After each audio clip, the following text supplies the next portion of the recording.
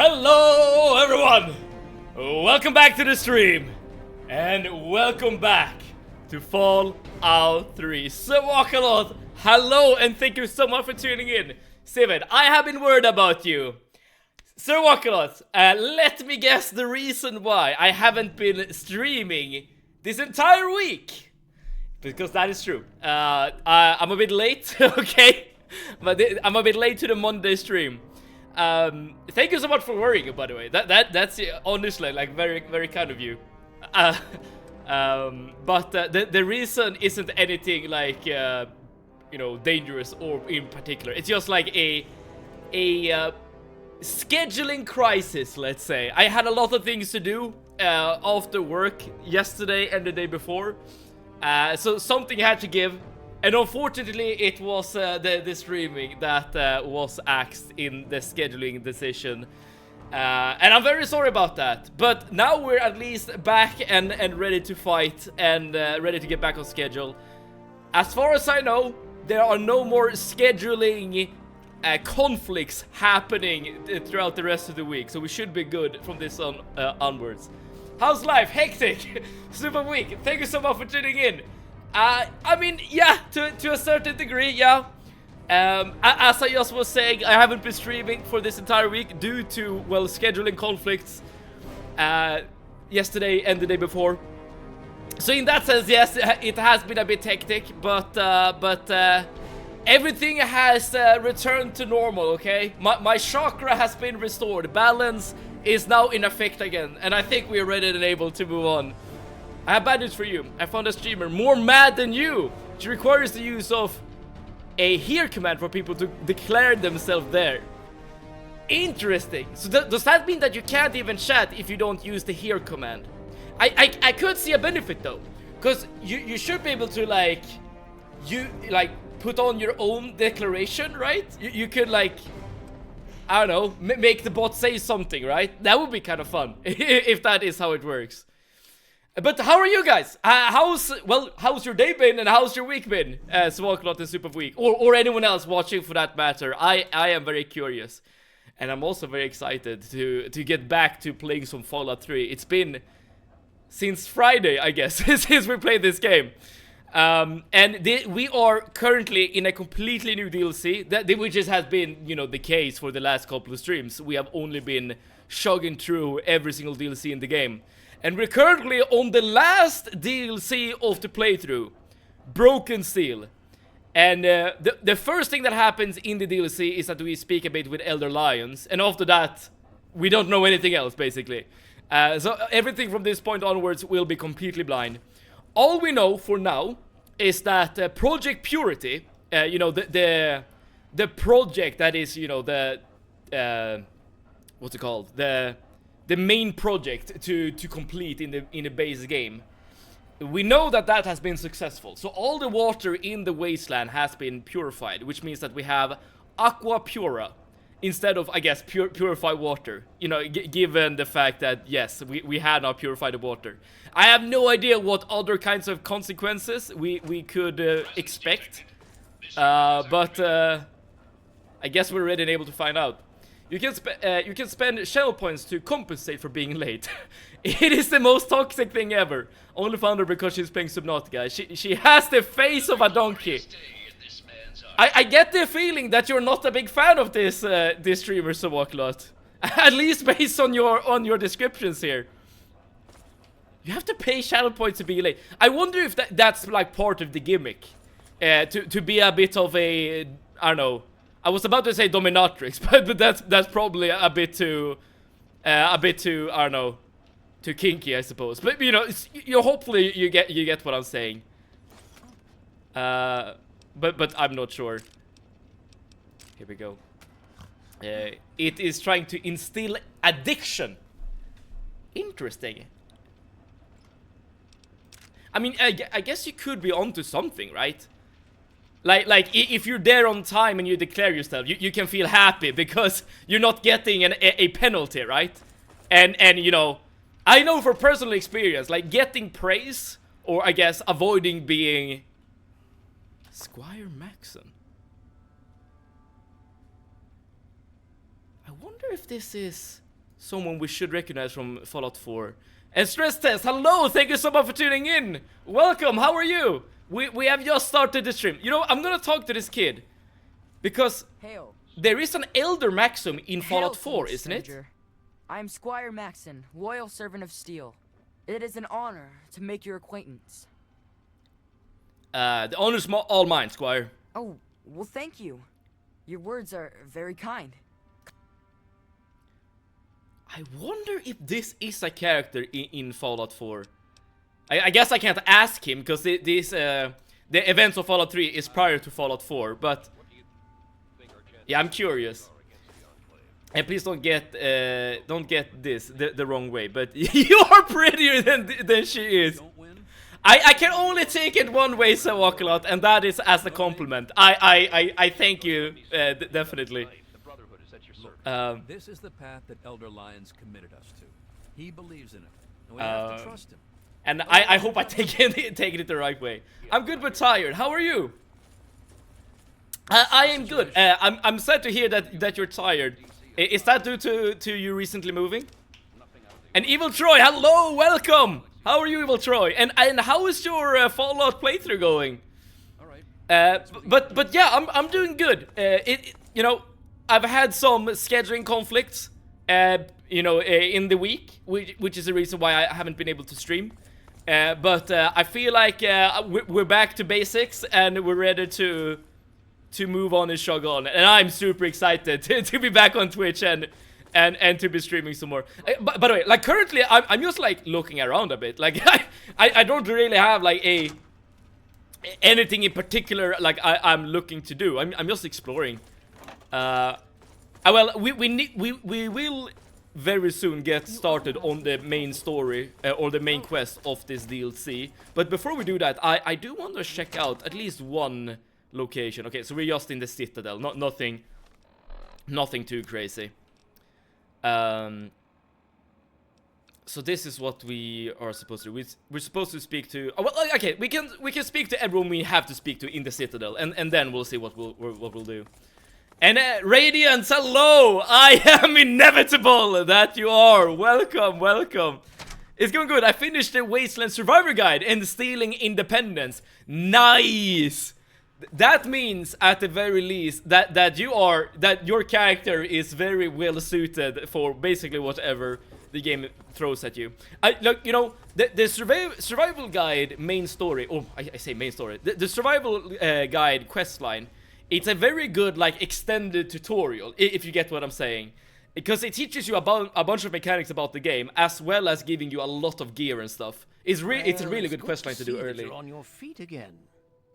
Yes, I Rothschild. assume Lyons is immediately throwing you to the wolves? More or less. Has he told you what's been going on while you've been resting? A little bit. We got to the house yesterday, so today was the first full day here. Dude, that is super exciting, Stress Test. And how are you? Okay, how does it feel? Does it feel like home, right? I guess that is the most important question when it comes to like moving. When you're in your house or apartment or wherever you live, and you're just looking around, you're just chilling, does it feel like home? You made us wait too much for this stream. 20 extra push-ups. We'll see about that, Radiance. I am already a bit tired, well, physically exhausted, I would say, given that I did run before the stream. So I hope that counts as punishment. That is why I'm a bit red in my face and my hair is a bit wet. But how are you, Radiance? What are you even up to? Alright, you would give me details, Rothschild. Well, Owen does have quite a bit on his mind lately, as I'm sure you can imagine.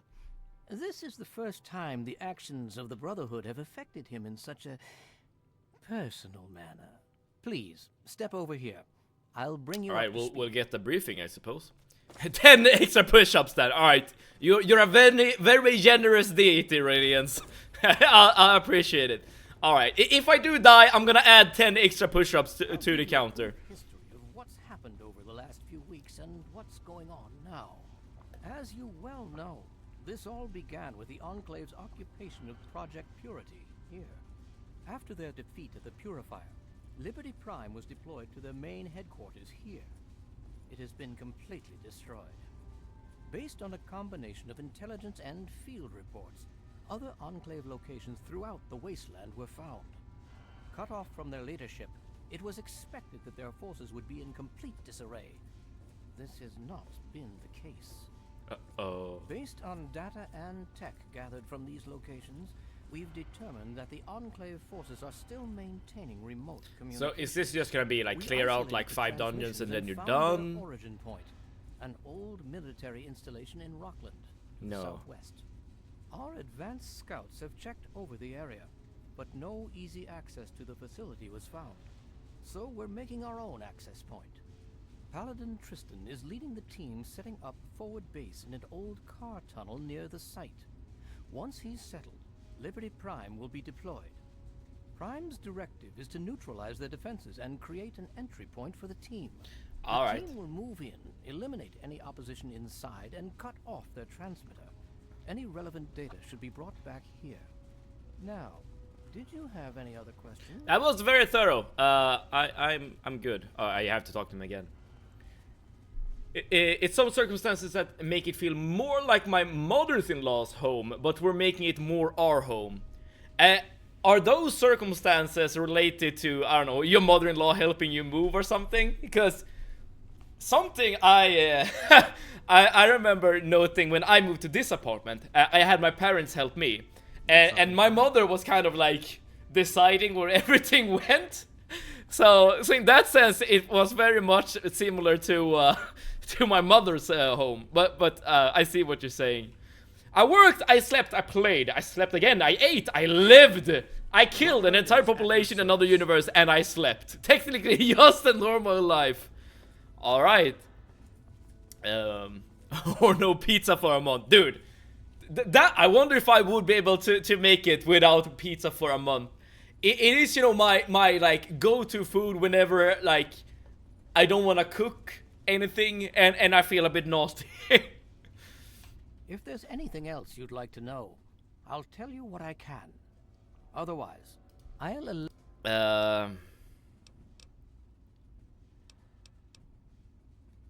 Can he repair my equipment? Could I? Nope. Alright, he's Don't hurt.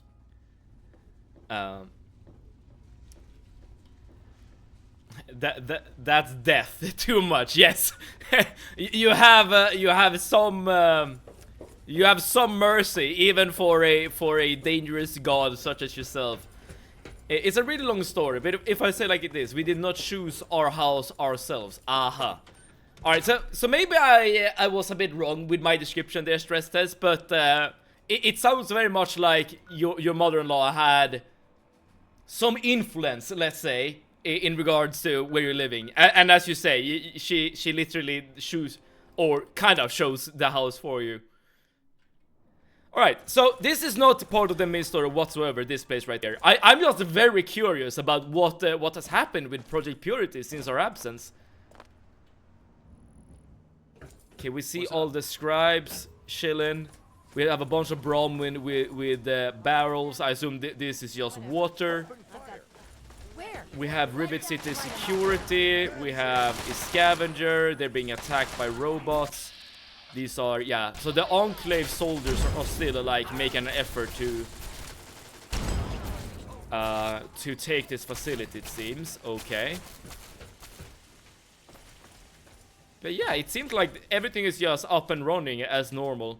I'm gonna look inside real quick and see if anything is different here. All the influence, okay. I mean, I understand that could be very annoying. I mean, it is your home, right? So you definitely feel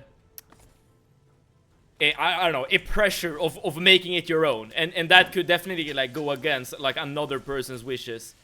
But that also a bit, you know, it kind of depends on who you are as a person, right? So sometimes you just like it when someone else just fixes things. All right, sir? Oh, this is a new idle animation. I've never seen people holding books like this. Running into trouble? That's kind of cool. Waylaid by I suggested Pragmata, even if I'll buy it this wanted Friday, to so I'd hope compensate it for doesn't losses win. and unexpected expenditures. It's the goddamn wasteland. What the hell did they expect? I don't know much about Pragmata. I know that I know it has been well received, and it had also been like part of like some like really stupid like controversies. I watched a video the other day from my YouTube. I didn't watch the entire thing, but I watched a video from the YouTuber Shoe on Head, I don't think so. who No. you know were just documenting like some people's opinion about Pragmata, and like the entire discussion was just I don't know. Plasma weapons. What? I'm glad that I'm not on Twitter. Let's say. Gotta hand it to you, kid. That was a brave thing you did, risking your life to start the purifier. But do you know? You've made my life a living hell. I'm guessing not. The hero of the wasteland probably has more important things to worry about, don't you? My actions literally brought purified water to the wasteland. As far as I know, or I knew at the time, I was giving my life for this cause, Mr. Scribe Bigsley. And a hearty hello to you too, jerk. Oh, I'm sorry. Was I being rude just now? Maybe I should congratulate you on getting through the door. After all, you did have to trip over that never-ending line of people waiting to get in here. I'm Scribe Bigsley, and Sounds like you have your hands full. everyone was so excited about that purifier. Project Purity this and Project Purity that. But did anyone stop to ask, hey, what are we gonna do with all that clean water? Well, guess who gets to fill in that tiny detail? It'd be one thing if I had support, but that little war with the Enclave has depleted much of the Brotherhood's resources. Alright, so is this just a whiner? To top Is it off, that what this I have is? to be mommy. Yeah. What can I do? Really? Well, yeah, there's plenty of things I need help with.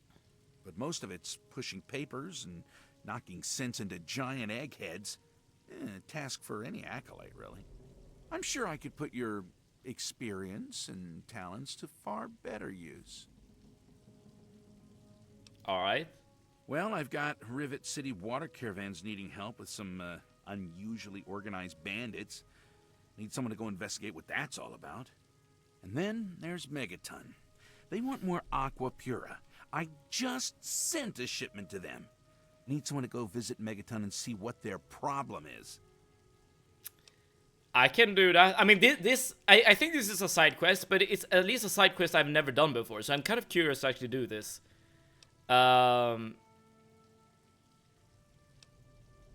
Do I get the quest already? No. Okay, I have to like continue on with the discussion. Is there some... It's a long story, but it's hard to explain in English and on the internet without sounding like a spoiled brat. Fair enough. I'll not ask follow-up questions, stress test. But the description there of a spoiled brat really makes you wonder. Don't get me started about always whining about how they're our scientists and all that crap. Like they did us a favor. Dude, I thought the security deal we'd worked out. get with them very would be annoyed by just a listening to him win-win. though.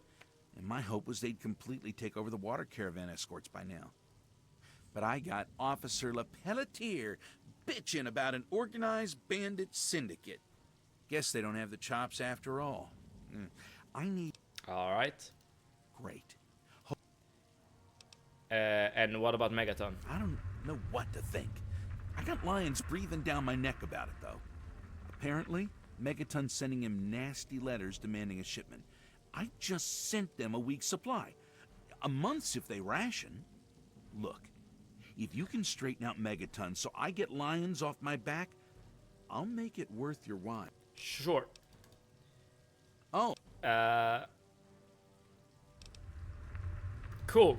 Alright, so at least we have 2 more side quests. I'm gonna keep looking around here a little bit just to see what else is new. This is Alex Dorgan. Hey, good to see you. I heard you had a bit of a problem getting the purifier started. Sorry about that. We're looking into exactly Yeah, what happened. Alex, I almost died. Anyway, it's great to... Alright. No quest there, it seems. Hey, look, I'm... I assume these are just the people that you saved the first time you were here, when you were here with Dr. Lee. Let's actually go to the rotunda and see what's there.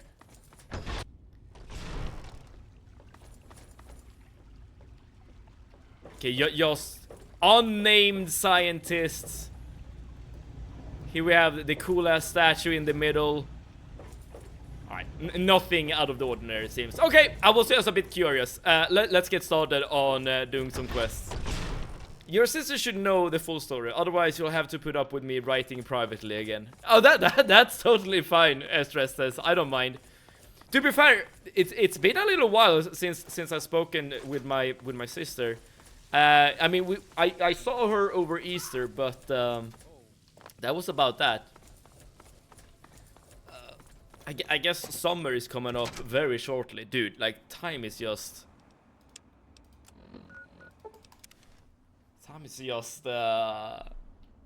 running away from you, it seems. I'm gonna see what this quest in Megaton is all about. Oh, I guess the quest marker... Okay, I need to investigate the area around Megaton to learn about the water situation. Alright, I guess we're just like jumping around a bit then. I'm so thirsty. I'm so. Need Oh, some grub. dear. Try Here, the I've got brass some water lantern. I can spare. For me. Crystal This clear is water. not an interaction I've seen before. Try Moriarty's. Oldest drinks in Bless the you. capital I'm glad to help. wasteland. I haven't tasted water this pure. Welcome to Megaton. Oh God, what's wrong? Enjoy your stay. Water. What should I do? He asked for water, and I thought I was helping him, not killing him. What? Wait, what did you do? What did you give him? What? Accident, huh? Why should I believe that? You and your sister don't talk that often, right? Yeah. I mean, I guess like once in a while. Like, it usually just, we catch up whenever, there's a reason for our family to gather, for a holiday or something like that. I suspect you two talk way more often than we do. It's not like I call her like every week or something like that. No, please. I just wanted to share some of my water with him. How could that kill him? Okay, I'll look into it. I thought it would help him. It was supposed to be holy water. The man at the monastery in Springvale said it was blessed. He gave me this pamphlet along with the water. Called himself Brother Gerard. You can find him on the road through Springvale. They said they had lots of this holy water. Please do something to stop them. I can't stay here. Thirsty Not if there's something partner. Okay, interesting. So there is a monastery somewhere around here that is blessing the water, i.e. basically making it poison. 5 upvotes and 3 downvotes. Remember, Steven, no pragmata. I don't want spoilers. This is a first, Radiance. I don't think I've ever been in a situation where someone is recommending a game to play on stream, and it does well in the votes, and you're like, no, please don't. I regret it. Weary traveler, welcome to the Monastery of the Apostles of the Eternal Light. Oh, but you must be parched from your travels. Yet please, accept this gift. Holy water, blessed by our order. Yeah, I've heard about this holy We water. must drink deep of the water of light, so that it may sanctify our tongues and render us purified for discourse. Okay, we also got holy water. What does this do? It only gives us HP and rads. Okay, I'm gonna save and drink this because I'm very curious. Arnie, hello, welcome. How are you? We have just started this DLC and we're doing some side quests. Apparently, there's some holy water you can drink, and that's being distributed in the wasteland. I'm gonna see what effects it has. That wasn't too bad. The other guy died, but we didn't. She's hard to get a hold of sometimes, but yes, probably. I mean, she is a very busy person. I know that she works a lot and stuff, and it's a bit hard for her sometimes, at least, to get days off. We'll play it later eventually. Yes, as with every game on the voting list, it's all a matter of time. But even still, I don't think Pragmata is one of the games that's winning at the moment, even if it's doing well. I can see the glint of Adam's light in your Oh, eyes. not so good. I was sick You have since purified yesterday. your tongue with the holy I water. was vomiting and I think I have a How we fever. may Ooh, speak. that How may sucks. this servant of the eternal light serve you?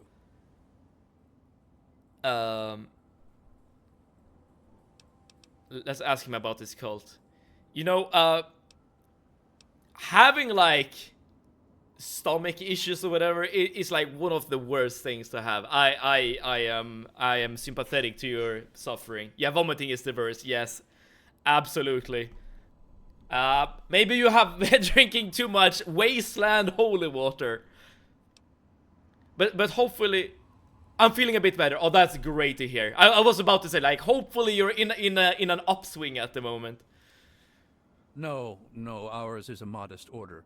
But our ranks are growing slowly, as others hear our words and are enlightened. As our luminescent mother says, where others walk only in the dying waste, we offer the path of eternal light. And to spread goodwill, we offer this holy water to any and all supplicants. You know this water is full of radiation, right? It's full of Adam's light, if that's what you mean. Ah, okay. So Brighter these are and just warmer like an than any offshoot water of the I've Children ever of seen Atom, before. I suppose. Blessing of the holy water is overseen by Mother Curie III, our luminescent mother. But her work keeps her busy within the monastery. Alright, at all I get the times. feeling that that's someone we have to kill. Yeah, I need to I'm enter. afraid it is not open to the unenlightened. Your presence would contaminate our great works. However, if you are willing to be baptized in Adam's holy light, then perhaps I could allow you to enter and meet our leader. Sure, how do I do that? Yes, call it what you will. We simply will not allow any who do not bear the light. Make your way to our tabernacle, pilgrim. Pray to Adam to fill you with holy radiance. Bask in the glow of Adam's eternal light. Sure. But I think we talk most of the Snapchat once every day. I guess that's a good thing about Snapchat. That you do get the option to like wait, so I need to enter. Oh, so this basement is actually in the base game, but I've never actually been inside here before. Okay, interesting. Rest in the glow, friend. All right, but let's get irradiated then, and see what's gonna happen then. We should just be able to drink some dirty water, and that should be enough. So Arne, I'm sorry that that you might be reminded of your illness here, as we're drinking literal waste. Oh, I can't drink this water, unfortunately. Oh well, there should be a bathroom we could drink from here in Megaton. Me? Yeah? What do you mean me, Radiance? I've already forgotten what we were talking about. And every eye shall be blind with his glory. Alright, let's see how irradiated we need to be. Stricken death to hear But yeah, the like, thunder I of don't his use voice. Snapchat that often myself. Men, Uh, women, and children Oh, that guy said the holy radiance. Oh, I didn't even think about that. That is true. What does he want? Dude, we're about to find out, okay? And become irradiated to gain entrance to the monastery. Alright, we have one level of irradiation. Is that enough? I'm gonna assume that that's not the case, but let's see what he has to say. May Adam, Okay, I've gotten somewhat irradiated. Can I go in? your light is strong. Alright, we need to keep going. Alright, fair enough. I wonder if that is how this works. Like, for every level of irradiation, you will get like one step closer to being able to like complete the speed check. And We'll see. every eye shall be blind with his glory. Every ear shall be stricken deaf to hear the thunder of his voice. I'm using Men, Snapchat way women, too And much. children of the earth, come forth I mean, together there is to something to be behold said the about, you power know, of Adam. being addicted to apps and social media and stuff like that. So, fair enough. May Adam. Oh, Okay, there we go. Now we can go in. And we are immediately gonna use Radaway to get rid of the radiation we just got. Or let's see here. Where can I see my rads? Oh, here. Yeah, that should be good enough. Confession time. How much social media do you use? Okay, this is a very important question, Sir Walklot. What do you think about like YouTube and Twitch streaming? Because that I use a ton. Okay, like every day, like literally every day. But when it comes to like Twitter, Facebook, Snapchat, TikTok, then nothing at all. Let us share with them the waters of light. But like especially when it comes to like YouTube, I would say that my consumption rivals my gaming hours, let's say. Alright, Mother Curie, you are literally poisoning the wasteland, even though I went through so much trouble saving it or purifying it. You must have made quite an impression on Brother Gerard. He's a lovely boy, but rather strident. I hope he wasn't a bother. Oh, but where are my manners? I'm Mother Curie III, and I lead the Apostles of the Eternal Light. What can I do for you, my dear? You can stop doing this Holy Water thing. Only Twitch and YouTube. Only using Twitch to watch Seven nowadays. Awesome. Isn't this the lady from Vault 101? Looks very similar. Is it? This is a new NPC altogether, Arnie. Because we're doing a quest that's only available in Broken Steel. But it would be kind of cool if... oh, you should probably... I wonder if we should go back to Vault 101. I guess we won't have access to it. I mean, we can always check. Yes. If you wanted some, I'm sure that Brother Gerard would have gladly given you a bottle or two. We don't charge for charity, you know. Well, I wanted to ask that you haven't been on Facebook in a really long time. Weird question. Oh, yes. In fact, I've removed, like, any and all information that I can from Facebook, because I kind of don't want to be on that platform anymore. However, it's so incredibly convenient for the Messenger app. You know, just being able to talk to, you know, anyone basically, because not everyone is on, like, let's say WhatsApp or whatever, right? So that's like literally, and also to have access to groups. But other than that, yeah, like I kind of don't want to be on Facebook like whatsoever, which is why I've like purged all of my information from there. I don't regard YouTube as social media. I primarily use LinkedIn, though I have a very, very stale Instagram about food. Hopefully, hopefully you're not posting stale food on your Instagram.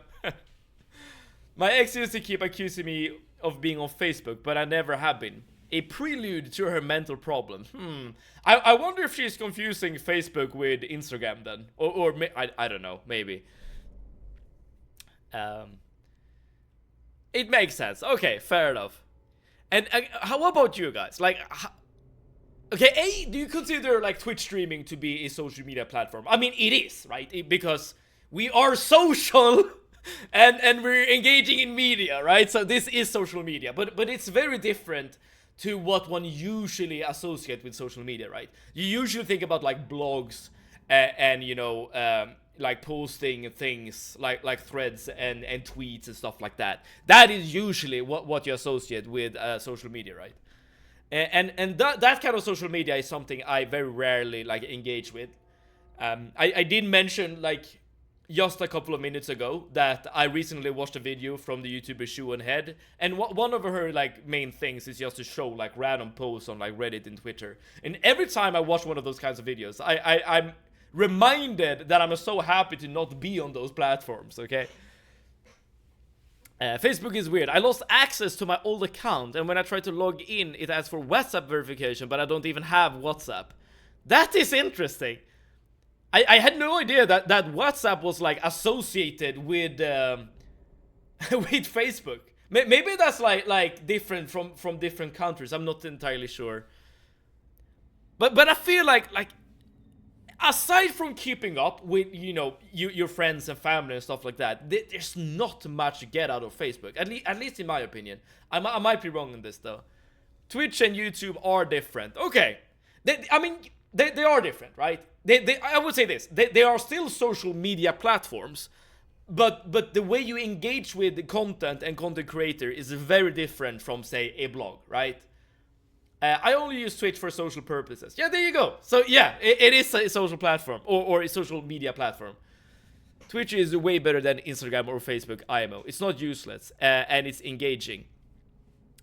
I would agree with that. Well, that depends on what kind of stream you're like watching, but I completely agree with that. In theory, at the very least, you have a direct line of communication to the content creator, right? It's very different from any other platform where you just post and then you might like get a reply in the comments maybe. But that's a very cool thing about Twitch streaming. I missed that part of the message there. Something about Ori Village. Dude, I should make my chat window a bit bigger, I feel like. The number of people I watch and can... Alright, I'm gonna scroll up in a second. Well, wait, I can do this. The reason why I'm scared to like tab out is because the game tends to crash whenever I do. Let's see here. I got Alien Isolation. Going to play it after I finish Ori Village. Dude, you are on a horror game spree now, Arnie.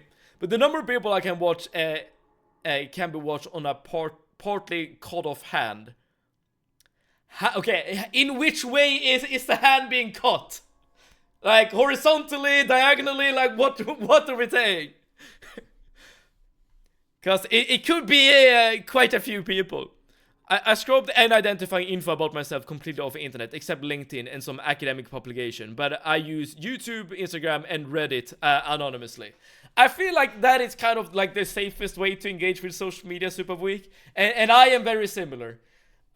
Which is why I basically purge my Facebook from any and all information that I can, right?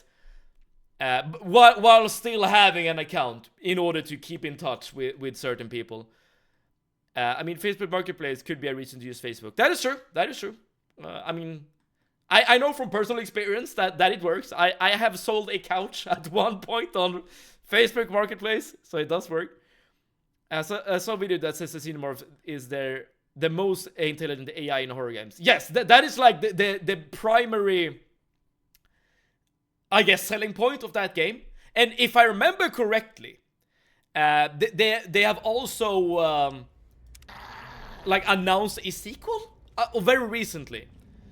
I plan to scrub my online presence as well, not to be associated with the strip poker game I wrote at the beginning of my career.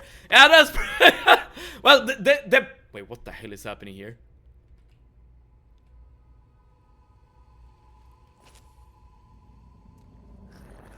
I'm watching you. Okay, they have a pet ghoul. I think I have an idea of, or two pet ghouls even. I think I have an idea on how and why the water gets irradiated. It's not like, hey guys, I went to McDonald's today. Who fucking cares about you if you're a live mortal? From the perspective of a radiant being, I can understand that getting this information is a bit overwhelming. On Instagram and Facebook, I'm keeping to myself, but on here I actually chat. So for me, the social is more here than the other stuff. That is also very curious, as Seth says. And I guess that also depends on the kind of viewer that is on Twitch, because sometimes you're only interested in the gameplay, sometimes you're only interested in the chatting. I think when I personally watch Twitch, I very seldom chat myself. Sometimes I do, but I am mostly like in it for the gameplay. It means 3 fingers. Got it. I'm happy that this stream is at least one of them. I was meditating right here in Springvale when 4 of his armored angels came to me. When I said I was from Megaton, they gave me barrels of aqua pura and said I should share it with my people. They were very clear on that. Naturally, I understood Adam's message. And so I've been busy blessing this holy water and sharing it with the world. Oh yeah, you need to stop doing this, my lady. Alien Isolation is so optimized, it can run on almost anything while looking great. I used MSI Afterburner when I was testing out the game. It only used like 700 to 800 megabyte VRAM and still hold up in terms of look. I am not that technically savvy to know what that actually means. Except that it runs well. So that's good. I'm happy to hear that. And that you were playing on ultra settings. Oh, that's awesome to hear. It depends on the streamer. That is true. Yeah, you know, sometimes a streamer, let's say a speedrunner, let's say, has to be focused on the actual gameplay. So it's very hard to actually focus on the chat. Like, imagine you're on like a world record pace run in any game. Like, you're not being distracted by anything at that point. You're just having your controller in hand and you're locked in. And that is how it should be, because you're speedrunning the damn game, right? The social aspect of a Twitch can be quite alarming. And I'm looking at you, Arnie. Just kidding, of course. Are you alarmed by Arnie? I met 4 friends thanks to Twitch. That is great to hear. Sometimes there are upsides to social media. Don't be silly. How else will we spread the word to the unenlightened? So many misunderstand Adam and fear the glow of his light as a thing of destruction, rather than humanity's next step toward Molecure, this kind of argumentation is not working for me, okay? Fear, and by the time the glow consumes them, they have no need to fear ever again. Yeah, this is not gonna work for me. Let's try this speed check. You judge what you do not understand. By introducing them to Adam's light, we are saving them from a life of misery. I scrubbed myself from the internet because of excess stalking / bugging me, and creeps from dating apps going out of their way to play detective, i.e. reverse searching images of me. And also I stopped using all dating apps. Okay, that is okay. I have not gone through a similar experience like that, Super Week, but that I completely understand wanting to like scrub yourself from the internet if that is your experiences, right? Very curious. Why would you go on a dating app just to reverse search someone? Well, I guess you answered in your text. Stalking. Has that I'm getting curious, but I'm not sure if this is a sensitive thing to ask. But does this happen often? Well, did this used to happen often? I guess would be the question. The streamer is the glue, but I do question why they do it. As in why streamers are putting themselves out there.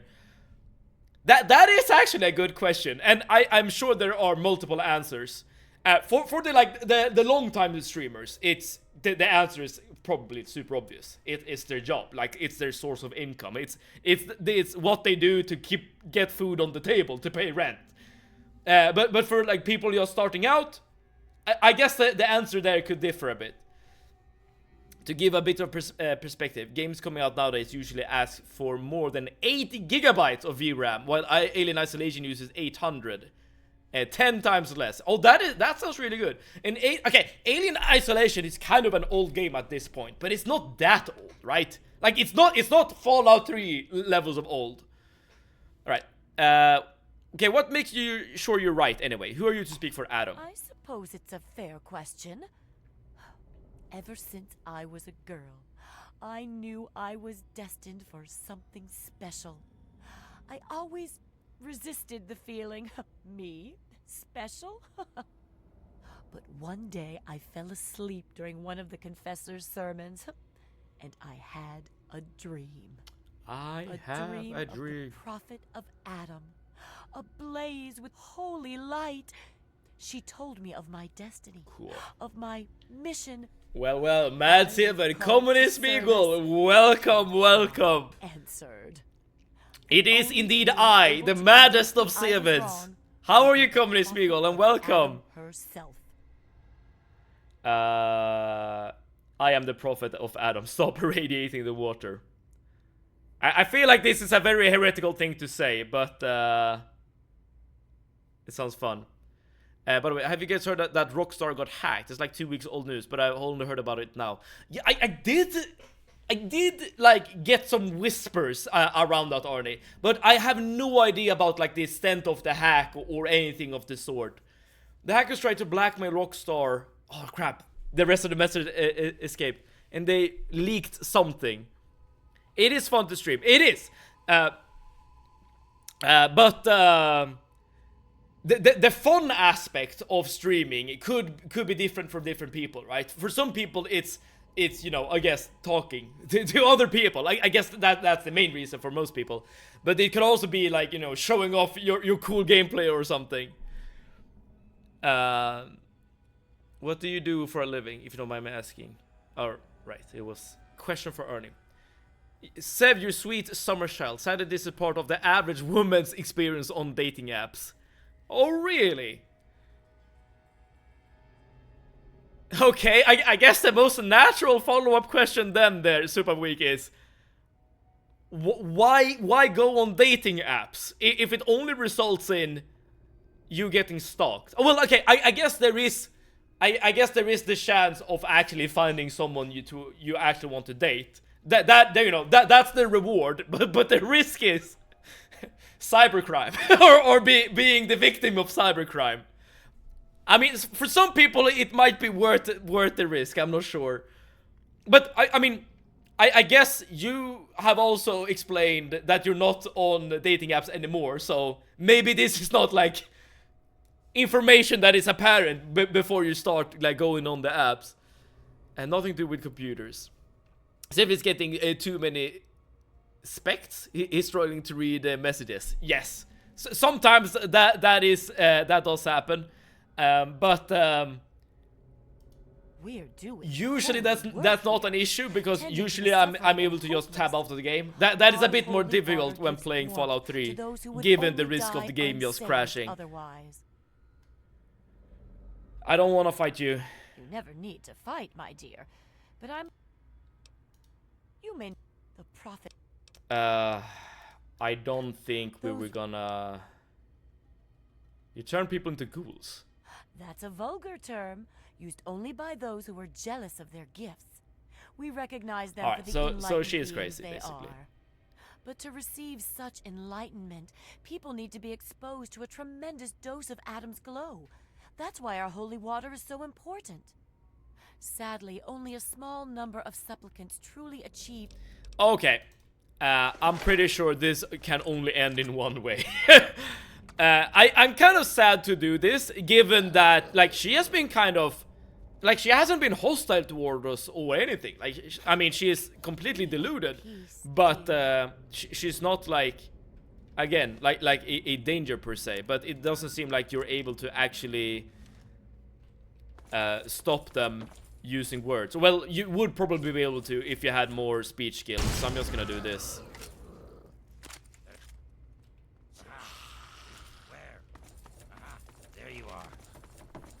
No one else needs to die, okay? No one else needs to die. I only needed the one, okay? All right, let's see if we can do the other side quest as well. No problem. Personally, I have 35 years of experience, as close to the metal as you can get. That actually begs the question. So, Arcanaut, is there anything like surrounding, like, I don't know, programming, coding, computers that you haven't like had experience with? As in, is there anything about computers in this day and age that is still like new to you, if that makes sense? We all start out optimistic. Risk is probability times exposure, yeah, but you don't find out until you start gathering field data. That I guess that makes sense, and I assume that is what happened with you. You were doing some what's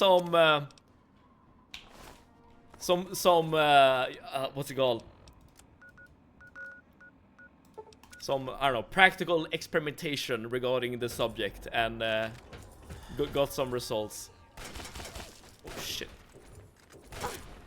Who's shooting me? Regulators. So the regulators are part of the base game. These guys can show up like randomly, essentially. And they are chasing you if you have enough bad karma, and our character is basically full of on bad karma. Got your back. There's more where that came from. Taken down. I'm glad that's over. If you're here looking for water, I'm afraid I can't help you. All the water is at Project Purity. If you want a handout, head over to the Jefferson Memorial and ask for Scribe Bigsley. Yeah, I was Now, supposed if you'll to excuse talk to me, you. I'm busy coordinating. Yeah. Bigley sent me. The gift word video game love to use. Oh, at least when it comes to like cults and stuff, right? We are bringing the gift. Whilst in real life, it is always important to look for the operative word.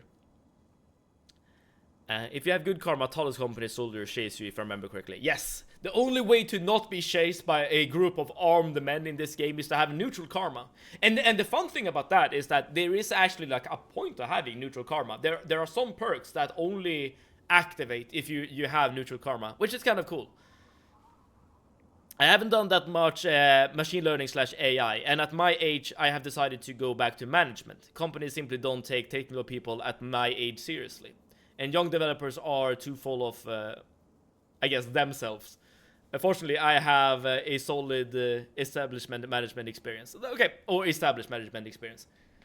That's good to hear. And to your point, like based on my own workplace, I don't think there are that many like young people being in management positions. As in, all the developers that has been with the company for a while, it seems like they tend to just gravitate towards a management position eventually. Which is kind of curious. I'm not sure if that's necessarily a good thing or a bad thing, but maybe that's just part of your corporate journey or whatever. Oh, he did? Huh, I was beginning to think he forgot about us.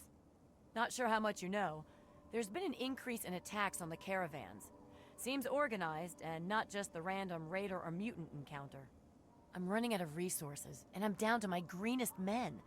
I want to get to the bottom of these coordinated attacks. The sooner, the better. You know, when someone say greenest men in the Fallout setting, it could refer to someone who's new to the job, or it could refer to someone who's literally green. Okay, what do you need? Great. I can really use a strong arm on this one. I need you to escort a caravan from Project Purity to Canterbury Commons. If, or rather when they get ambushed, I need you to figure out who's behind the attack. Okay. Great. I had a feeling you would. Alright. Sounds simple enough. I think the reverse searching of images and general online investigation, or investigating, is mainly something some guys do to verify that the woman is real and to get intel before a date. At least I hope that's all it is, but I always found it a bit unsettling. I can completely understand why you would feel it to be unsettling, because on a dating app, right, there is like a certain amount of information you're willing to provide, i.e. your profile. And if some people goes beyond your profile, well, they are already accessing information you were perhaps not willing to give. Hence, that information is not on your profile.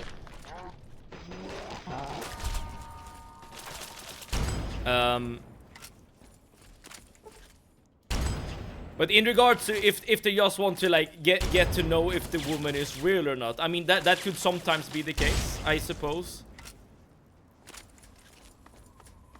I'm trying to figure out like what other reasons that there could be.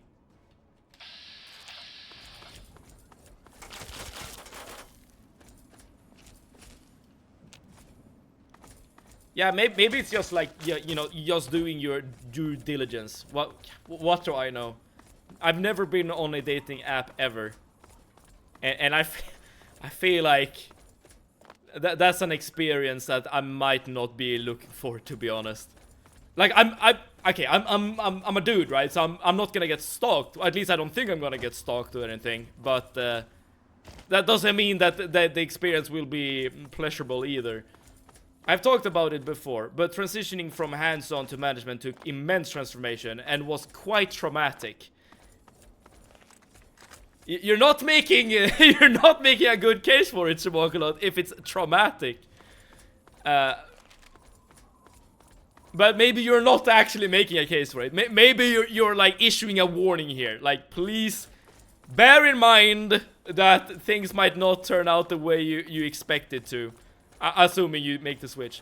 I personally have never ever like felt the need to go over in like a management type of role. In fact, I think that is something I would hate quite a lot. Good for you, Seven. You're not missing anything. Yeah, that is kind of what I'm thinking as well. I have a bunch of friends who have been on dating apps, and I mean, I guess I've had some mixed responses in regards to like how good or bad the dating apps are. But it seems to be a lot of grinding needing to be done. And by grinding, I mean just like being on the app, talking to a lot of people, and just, I don't know, do that for weeks upon weeks. Once it's done, it's done. All right. Well, in that case, I'm not looking forward to get into management, but I've never been, so that's probably a good thing. All right, so we got a note here. Hi, I'm Split Jack. I'm recording this because I figure half you idiots can't read for shit. But you best don't lay this tape around just anywhere. If you're listening to this, it's because one of my boys thinks he can trust you. If he's wrong, you're dead. If he's right, then you're gonna be rich. Got us a plan, see? We hit the water mules with the Brotherhood busy fighting the Enclave. Soon they'll want to give up the whole delivery thing. Then, we offer our protection services. Wasteland's dangerous and all. We charge them steep. On top of it, we sell the water to whoever we want. If you want in, ride out with the next ambush. Stash the water when it's done, the regulars will show you where. And then get up to Grandma Sparkles. Grandma loves visitors and keeps her mouth shut. That, and she cooks a mean stew. So that's where we meet. Wilhelm's Wharf. It's on the river. Don't get lost. Okay. Oh, and memorize the passphrase. It's Mirelurk Stew. If you forget it, don't bother coming round. You'll get shot. No kidding. Cool. I guess this is actually a very normal and natural development of things. Like, just because like purified water is now accessible from all over the wasteland, that in of itself does not mean that everyone will just be, you know, very charitable with this new resource, right? Some people will try to control it, like these guys. And from what I've seen / heard from your friends that have been on, or from friends that have been on dating sites, you are better off it than in it. True. But okay, I guess I have a follow-up question for both you, Super Weak, and Stress Test, and anyone else who's interested in the topic, which is, how would you recommend finding a new person to be with, like romantically, if you're not going on dating apps? Like, what alternatives do you feel exists, if any? Who the hell are you? I have a very good friend who got divorced and went onto dating apps. He just got used for free meals. Oh, that sucks. Fortunately, he and his ex have now both gone off the apps and are talking again. I hope it works out, but they lost their big 6-bedroom house in the process. Ooh. Yeah, that sounds a bit off. I am kind of... Okay, everyone has their own story, right? But I feel like going back to your ex is usually not a good idea, right? Like, don't get me wrong, you can be on good terms with your ex, absolutely. But there's usually a reason why you split up, right? And assuming that the reason is still present, what's the point in talking again? But I completely recognize that everyone is going through their own life. Everyone has their own like kind of relationships and relationship problems. So this I don't know, assumption that I'm sharing right now might not be the case for everyone. Reddit. Is that a genuine suggestion there, Evil Troy? Or are you kidding? Because I feel like... Alright, well, okay. The one good thing about Reddit is that if you are on Reddit, you will definitely meet someone with the same interests and that you have, right? Because let's say you're on the Fallout 3 Reddit. You're definitely gonna meet people that are interested in Fallout 3. So I guess there is that. She was the one who ended it. Lockdown was the primary reason. Alright, so lockdown isn't around anymore. But I guess more pandemics can hit the planet. Okay, I came for the job. Huh. You're one of the newbies then. Fine. So long as you know the passphrase, you're in. If not, you're dead. It was Mirelurk stew. Okay, you're lucky you knew that. Don't know who let you in, don't really care. This is a real simple gang. Whoever's the toughest sets the rules. And that's me. And I got just one rule. Do what the hell I say when I say it. Now find a seat. We're waiting for some of the boys to get back. Oh, and put this on. We're a gang. We all wear the same uniform. I'm 100% gonna betray these guys, but I'm just gonna see like how far we can get with this storyline. So let's grab a seat somewhere. Wait, where can I grab a seat? Oh, there we go. Wise words. I'm friended with all my exes, but we consider each other as friends and nothing more. And I would say that is totally fine. Like being on good terms with your ex, nothing wrong with that. I would say that that's probably beneficial even, right? But yeah, again, like if there is like a reason behind you splitting up, then assuming that reason is still around, then there's probably not a good idea to get back together. I found my husband doing a summer job, so I would say look around you, start something new and see what happens. Start something new and see what happens. I mean, the one thing I can't dispute is that if you haven't found anyone right here, right now, in your normal routine, in your normal life, you're probably not gonna find someone. What? By doing nothing, right? So yeah, like some sort of change up is probably needed. Yeah, I agree with you there.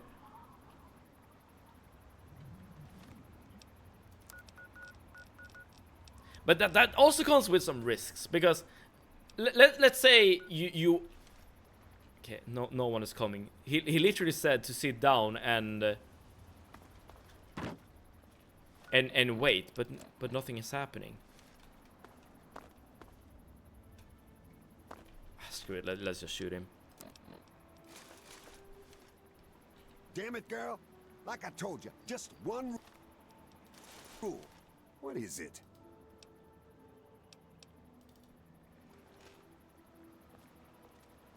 Can I take over the gang? You and me right now, time to die. You got a death wish? Fine by me. Knives, pipes, or boards? Guns. Did I say guns? No, I didn't. I said knives, pipes, or boards. I'm still the boss of this gang, so I still set the rules. So what will it be, asshole?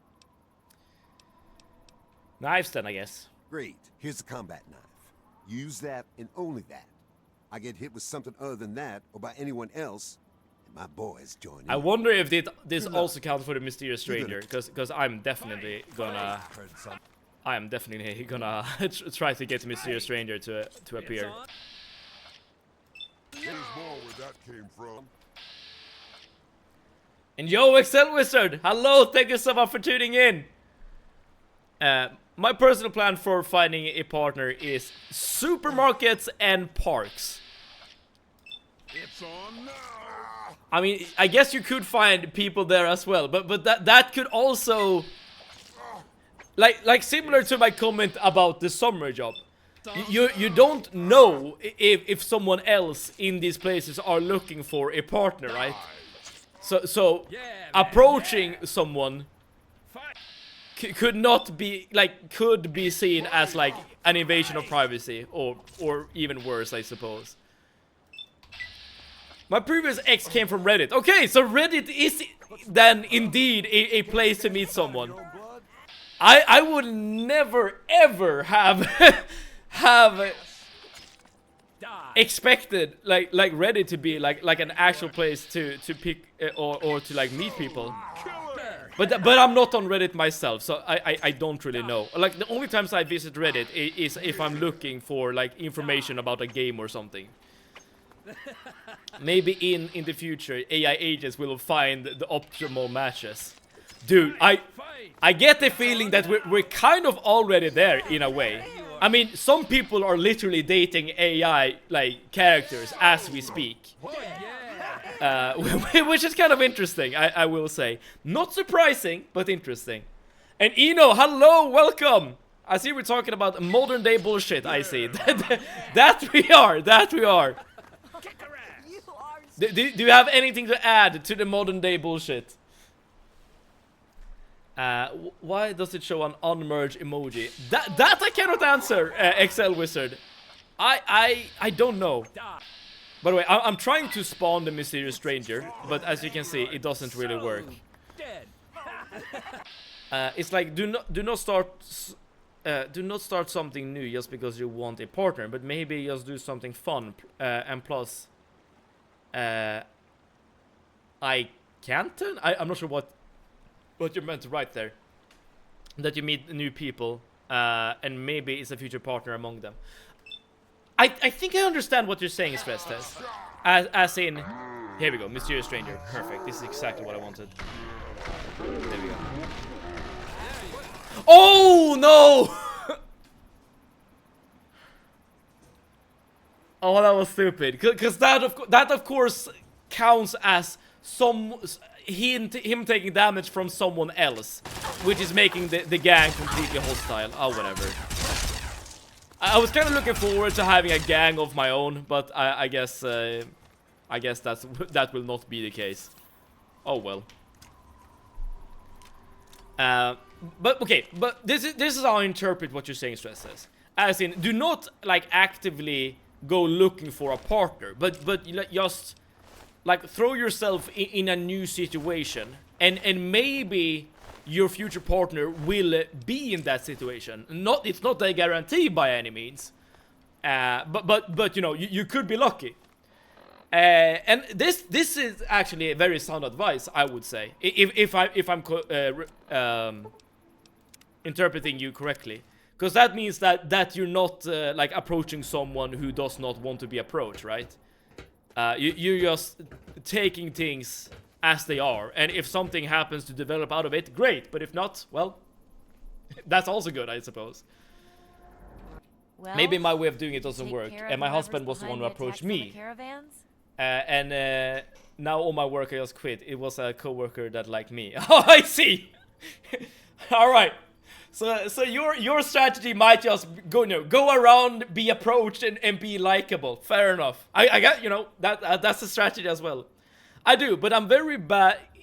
I'm in a very bad mood for once, and I'm very likely to offend someone. Suffice to say, I met my now wife at work. I wouldn't say that is offensive. Like meeting people at work, I feel like is very common. I mean, Stress Test was the same. But I'm sorry to hear that you're in a bad mood. Is there anything in particular that is busting your balls, so to speak, today? If you need someone to offend, I volunteer. You know, that is genuinely very kind. Like, it's fun, but it's also kind. You understand me? Okay, awesome. Okay, a guy named Splitjack. Not to worry, he's dead now. Yeah, I kind of wanted the gang myself, but that didn't really work out. Thank you.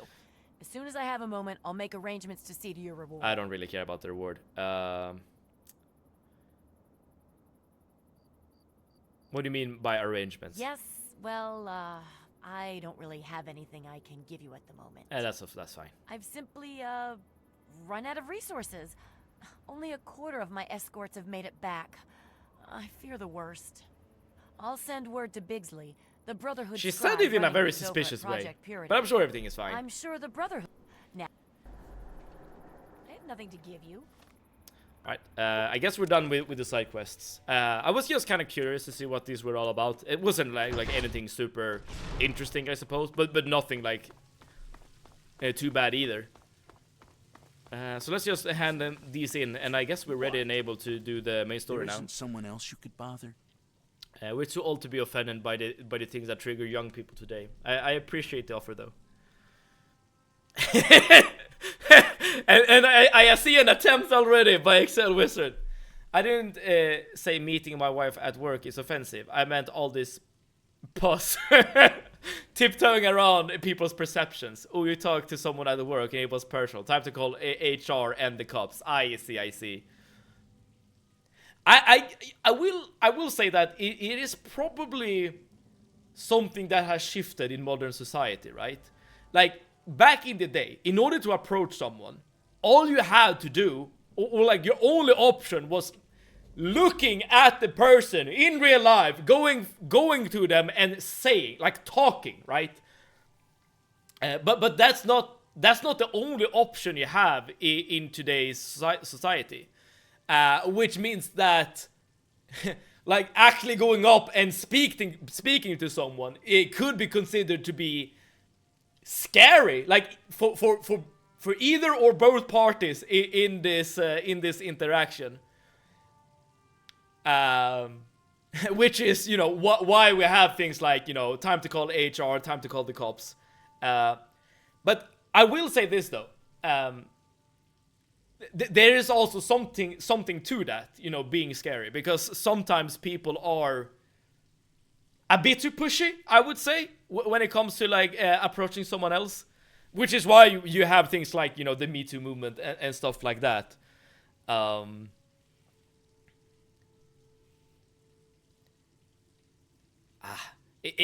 guess it's a bit of a tricky thing, because you could have like no nefarious thoughts in your mind whatsoever, and just, you know, just want to talk. But if the person you're talking to is interpreting it in another way, well, then things can escalate, even though you had like no intention of doing anything bad. Cult?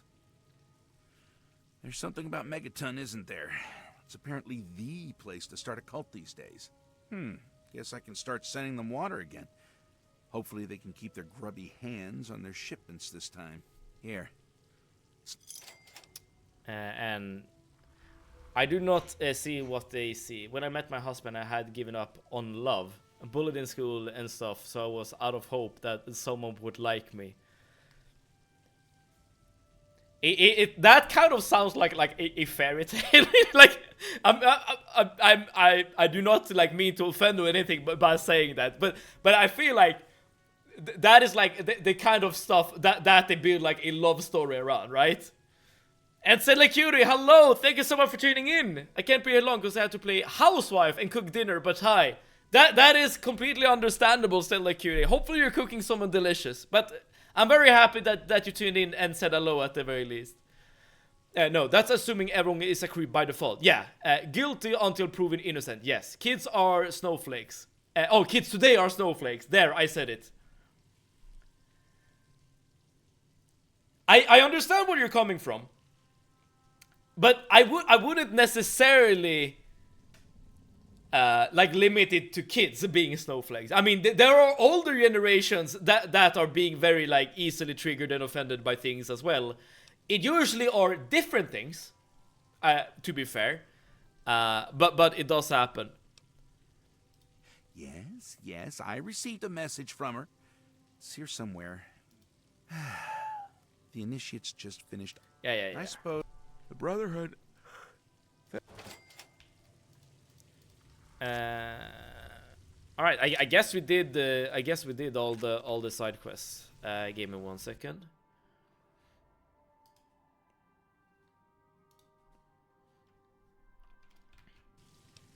Personally, I just want to meet someone in real life and not online. You know, you do save yourself the risk of getting, I don't know, like catfished or whatever it's called. All right. 2 quick side quests done. Let's start doing the main story of this DLC. Oh, and my game crashed, but this time around it was not due to me tabbing out. It was just a natural scene in nature crash.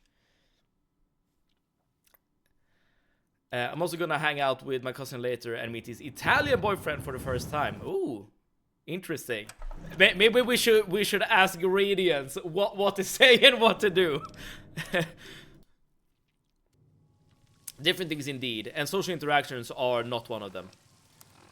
True. I will say, yeah, that older generations tend to be better at social interactions compared to younger generations. But this is also very explainable given that older generations didn't really have a choice, you know? They had to, you know, become comfortable with social interactions because that was the only way to interact with other people. Nowadays, you can... there are avenues to avoid other people and like interaction with them, for better or for worse.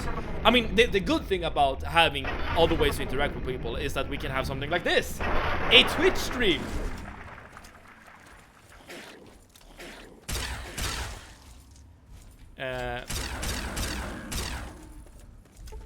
But yeah, but I feel like having, let's say, social anxiety, that is, I think that is very, very common in today's society, for a wide variety of reasons. But one of the reasons is probably you're less exposed to social interactions in the first place.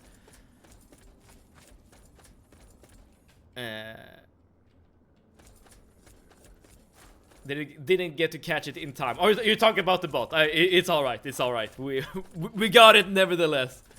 You're progressing. I think this was the first time you get a spam message. I have gotten bots before, but they are usually getting dealt with fairly quickly. By me or by others. And me and my cousin is gonna paint our nails. Are you gonna paint them black? Okay, I don't have much paint on my nails anymore. So hopefully you do a better job than my nails. Maybe I should say it out loud. I'm not offended. I do not see how I could be offended by my love life being called a fairy tale.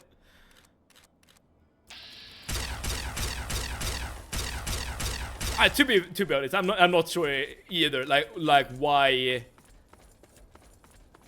Oh, there's a Deathclaw. I think this is the first time we actually see a Deathclaw in this game. Hello, Mr. Deathclaw.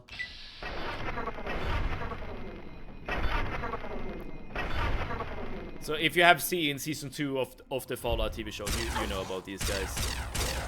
They tend to be very dangerous, but we have a very late game character, so we're able to deal with basically everything.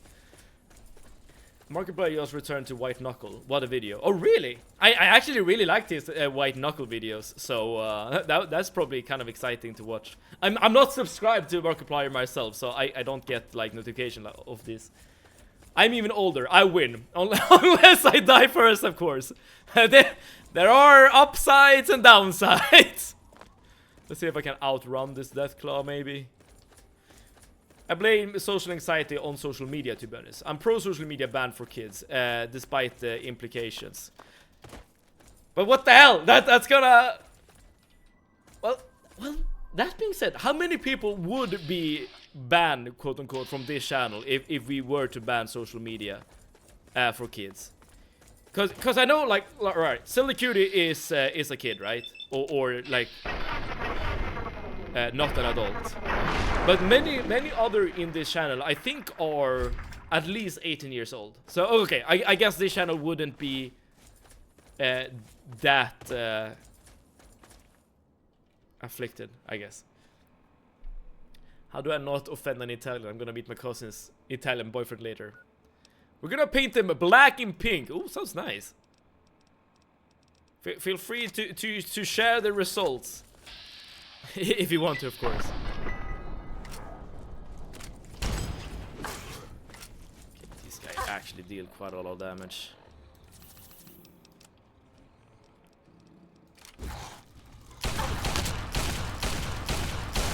There we go. Dude, we have so many different weapons at this point. Like, it's a smorgasbord of options in terms of what to use to deal with enemies. I've only played Sky with him and my cousin. It's my first time meeting him IRL. So just don't say you like pineapple on pizza and ketchup on pasta. I guess that goes without saying for all Italians. It's time to paint your nails again, Seven. I mean, true. If I want to get like a better coverage than I already have, dude, I don't care that much about having my nails painted to like do it regularly. I paint them for a wrestling show, and then I let the color just disappear on its own, you know, over the weeks. Okay, now we're finally here. Hello. Hey, you're awake. All right. I'm a toddler, you know. If you're a toddler and you're able to write in English this well, then that would be very impressive. Assuming you, of course, do not have English as a first language, which in this case, I know you do not. No ketchup on pizza. Just covering all the bases. And remember to say that Italy is a great state and ask him about things you don't care? Well, well, look who's back amongst the living. Some of us were starting to wonder if you and Sarah were going to pull through. Good to see you too. I'm here to help. Is that so? Well, it'll be good to have another soldier we can count on. Basic rule of thumb on these operations. Keep your head down and let the robot do most of the heavy lifting. He can take it better than you can. Alright. What do I do then? I need you to keep your head on straight. No heroics, okay? Liberty Prime was called in to assist with the initial assault. Once we've cleared ourselves a nice staging area, we'll reassess the situation. Alright. It's been pretty standard for the last week or so. Sounds good to me. The game crashed again. Now, this is a bit curious, because this happened quite a bit when I was playing Fallout off stream. Just to do like figure out the strategy for my build and stuff. Like there were certain areas where the game just refused to run. I sincerely hope that this isn't one of those areas, because then this could be very, very annoying. Like, we haven't really experienced this kind of behavior before in this particular playthrough. Well, I guess we'll see what happens. It's been pretty standard for the last week. If that was just like an isolated incident, or if this is just gonna keep happening.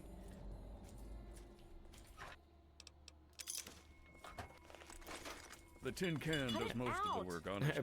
Playing off stream, eh? It was before we started this particular playthrough.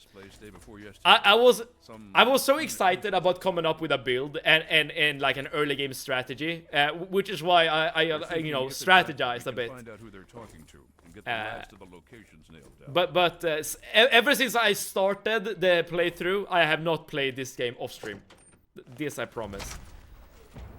Has Gittan calmed down? Let me bring Gittan to you, stress test.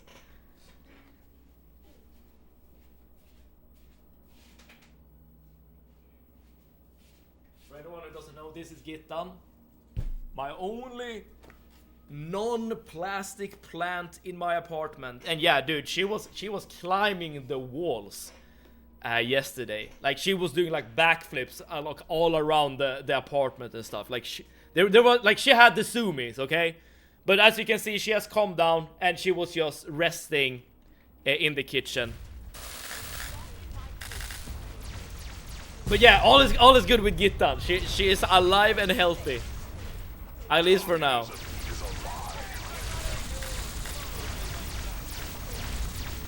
It's kind of interesting that oh dude. That you're still able to fight with Liberty Prime. W Gittan. Glance backflips are my new favorite thing. You know what? I'll see if I'm able to capture some footage of Gittan doing backflips. Okay, then you can see it for yourself. Communist threat assessment minimal. Scan structural weakness detected. I have a plan too. Do you also struggle to keep your plant from running around the house?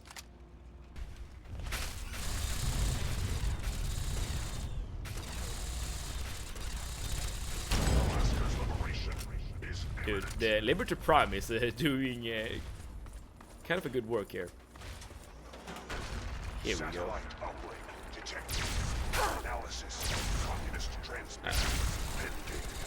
I've had a plant since 2018, and I assume it's still alive and kicking, right? And welcome back, Zelda Cutie. What are you cooking, by the way? It's a succulent plant. What the hell is happening? Catastrophic system failure. Initiating core shutdown as per. Alright, Enclave Artillery. I took out Liberty Prime. 8, 2, 2, 0. Rip Liberty Prime. I die so that democracy may. We need to find out what the hell just happened. Dude, artillery. There's no time to talk. Get your ass inside that base and help the troops locate the source of their transmission. Now, soldier, now! Dude, you're talking to me. Alright, I'm going. It's still alive. At least that's good to hear. Dude, I would not have this plant if not my mother like kind of insisted that I had one. But it, you know, it's been kind of nice, I guess, to have something to take care of, even if it's just a plant. I used to be a dog owner at one point. That was a bit more hectic than a plant, even though I would take a dog over a plant as a pet any day of the week. I'm making pasta with feta and tomatoes. Nice. Sounds like a very like healthy food. Feta is the cheese. All right. It seems that we have fans.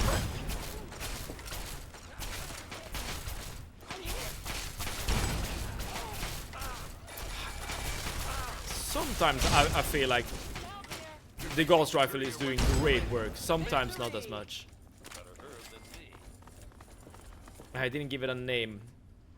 Oh, it's that cheese. But wait, feta cheese is that Greek? I was about to say, like, shouldn't you know all about cheeses? But yeah, I like when it comes to Italian cheeses, we're only talking about like mozzarella, right, or something like that.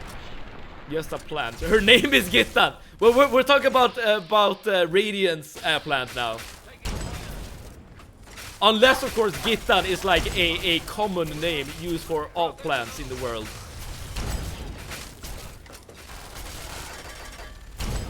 Oh, come on.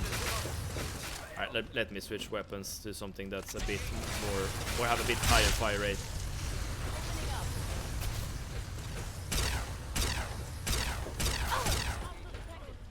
Dude just disappeared. Alright.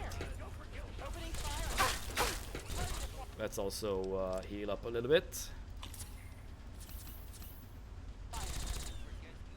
Too salty IMO, but yeah, that's a good cheese. Mortadella ain't even a type of cheese for me. Wait, what does that even mean? That you don't like it? I mean, technically it is. Gina's beautiful. She is the definition of perfect. Yes. If you ever feel like you're doing good in life, at least you're not doing as good old Gittan. My girl only eats pasta if it's covered in okay, my pronunciation here is gonna suck.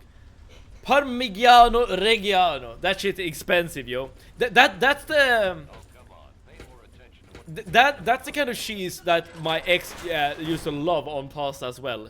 She used like a cheese grinder or whatever to like spread it across pasta, like basically every time we made it. You know, I am personally like not that hype about cheeses. I mean, sometimes I do eat like a brie cheese. They were starting to shoot the mysterious stranger. That was kind of fun. But when I eat brie cheese, it's basically as a snack, like more than anything. All right, we keep going. I try to minimize my cheese intake, but I'm very partial to aged Gouda. I'm not that proficient with cheeses to have like a good like intuition about how Gouda actually tastes. Like don't get me wrong, I've probably eaten it before. It's just that I'm not that much of a cheese enjoyer to be able to like differentiate from different types of cheeses.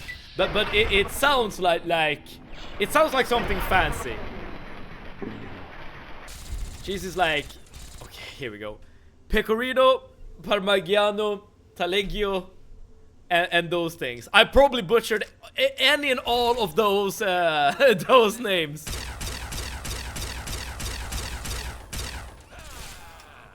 I wonder that now, speaking of cheeses, I wonder how common like a Swedish cheese would be for you guys. Swedish hushållsost. Like, I wonder if that would be considered like an exotic things outside of Sweden or not.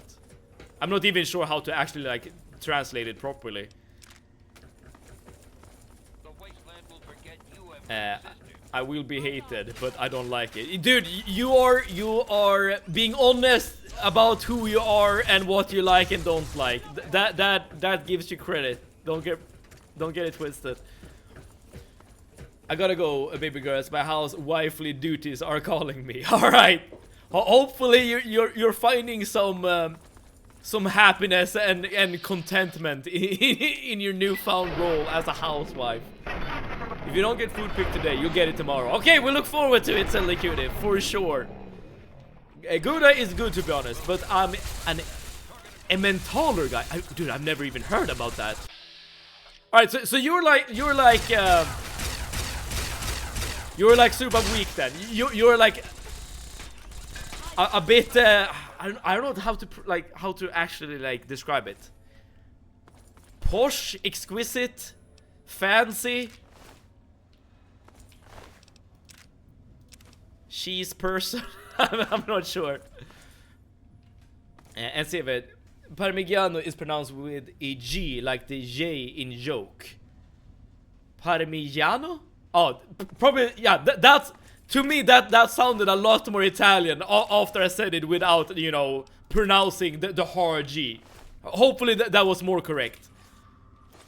Yeah, you got that. Yeah, that already felt more Italian as I was saying it. Gräddost. Wait, what is the gräddost? That is definitely Swedish, but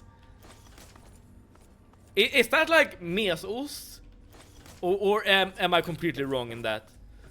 I used to call hushållsost gummiost as kid, which would translate to rubber cheese for you non-Swedish speakers. I guess like it would be mostly similar to like an American cheese, but not really. Like, oh, we have a lot of enemies here. Hold that thought. Okay, some of these guys are really damn tough. What the hell?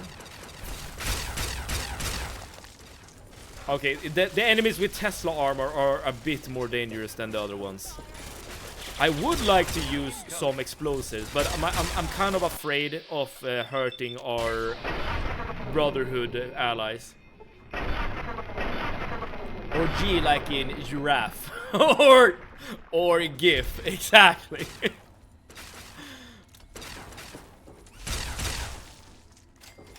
You know, examples that we can all agree upon. I wouldn't call myself a food snob, but some people might call me one. That's exactly what a food snob would say, Super Weak. I'm on to you, okay? I know who you really are. No, save it. Gräddost is like Husås ost, but not the same in taste, of course. Okay, well, in that case, I'm way off. As I said, I'm not much of a cheese guy myself. I enjoy my occasional brie cheese once in a while, and that makes me happy, okay? You know, we used to have a viewer called, if I remember correctly, the name was Dalmask or something like that, who said that eating brie cheese with honey was really good. Is that something you've tried? Because I kind of tried it myself after getting that recommendation, and I didn't really like it, but I will admit that my choice of honey was not that good. Like, I probably could have made a better choice there. Do you like blue cheese? Here's the thing, Commodus Miguel. It's probably something I've tasted, but again, I'm not that good at differentiating between different types of cheeses, so I can't say for sure. Probably not, I would say. Oh, well, that might not be the case, because my like taste in food has changed over the years. Like, maybe I would enjoy it, like if I would try it, like now, like in my 30s. I don't think I would have liked it when I was a teenager. I'll put it that way. Let me throw you a curveball. Who knows about Turkish string cheese with nigella seeds? That's legitimate delicious. I have never heard about any of these things, and I'm a bit scared to pronounce the second thing as well. Update standing order, server uplink, download telemetry data downloaded. I think that's what we need. Yeah. And now we just need to go back to Rothschild, and we should get our next quest. Perfect. Alright, this little struggle here with the Enclave was not too bad, but the sheer quantity, the density of enemies is quite large in these bunkers. I assume this is not the only bunker we're gonna kill, because now we know that the Enclave has access to some artillery somewhere. Which is interesting. Let's also cure our MedX addiction. We have been addicted to medics for quite a while, I feel like.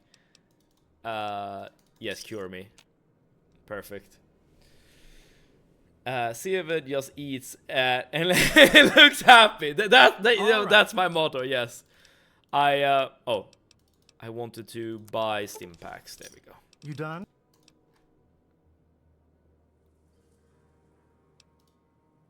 All right. Leo, stop. I have no idea what I just talked to him about, but there we go.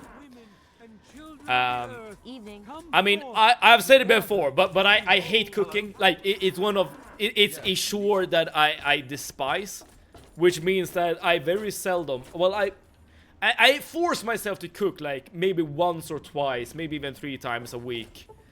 But usually I just eat leftovers or just like some frozen food, and it's not the best thing in the world. I'm not gonna like lie to you or anything, but it is more than enough for me.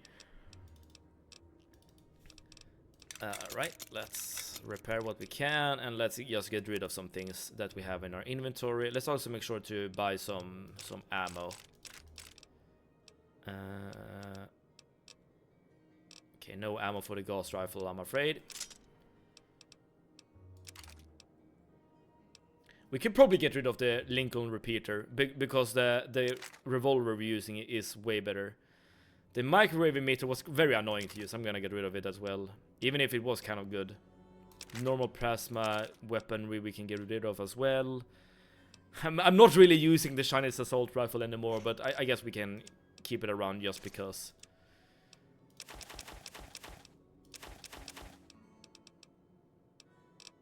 And other than that, yeah, that's fine for now. Good hunting. Like we don't really have to worry that much about supplies anymore, so we don't have to spend much time like worrying about our inventory. Here in Italy, if the G is followed by an E or an I, it's pronounced like giraffe. With the other vowels, it's like in golf. So the vowel is the thing that decides it. Not if it is a vowel, but the particular type of vowel. That is interesting. And if you get that, you get half the pronunciation. And the same with C. I'm gonna do my best to try to remember this, Radiance. And next time, like we come across some Italian, which will probably be very soon, given that we keep speaking about food on the stream, right? But I'm gonna try to like remember it and pronounce things correctly. For what? One botched operation? Yeah, rip Liberty Prime. I'm still waiting on the debriefing from Tristan, but I'm not sure it even matters. With Prime gone... Sorry about the robot. Perhaps not. But that doesn't change the fact that it sets us back years. Years! And it removes the one significant military advantage we had over the Enclave. Okay, I found some encrypted data at the relay station. Ah, yes. Well, I'll see if we can't figure out how to read it. Perhaps it can give us some insight as to just what happened out there. It would be good to salvage something from this mess. Thank you for bringing this to me. I believe Elder Lyons will want to speak with you as well. Perhaps you should find him. If you'll excuse me. Sivert, before I leave, I have to ask you how the wrestling went. Did you win? I did win. If you have time, Sir Walkalot, I could show you some pictures from the event if you're interested. I haven't posted anything on my social media page because, well, I guess it's a long story, but I have them on my computer if you want to see.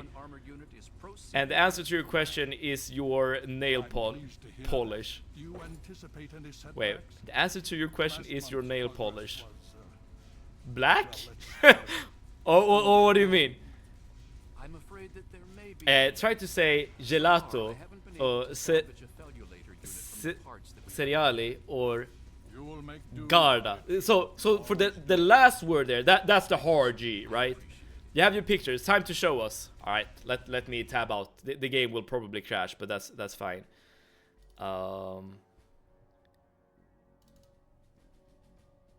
So this is the first time ever I have wrestled without.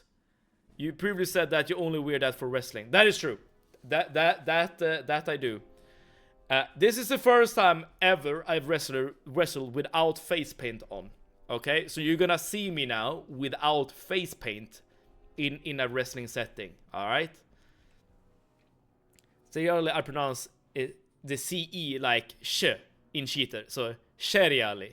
But the C here is not like an S, it's like a sh. Oh, okay, so you're both saying the same thing. Fierce Walknut. He sees everything. Okay, I do appreciate your perceptiveness or recognize. Maybe that's the right word. All right. In the current storyline, my character here, Deacon Dread, is teaming up with this woman right here, Anita, which is why we are hanging out on the entrance like this. And my character looks like a complete jackass because he truly is. And this white obnoxious suit is literally my wrestling gear during this match. Okay, you will see it eventually. Here's my opponent, Ozzy Miller. He has been wrestling in the Swedish scene for quite a while. And for this particular event, we had like some sort of influencer. I'm not sure who this is. She's called Electric Lava. She has quite a big following on Instagram at the very least. And she made an appearance in the ring, and they had like a little verbal confrontation, the girls here. But here we get to the actual match. Just some, I don't know,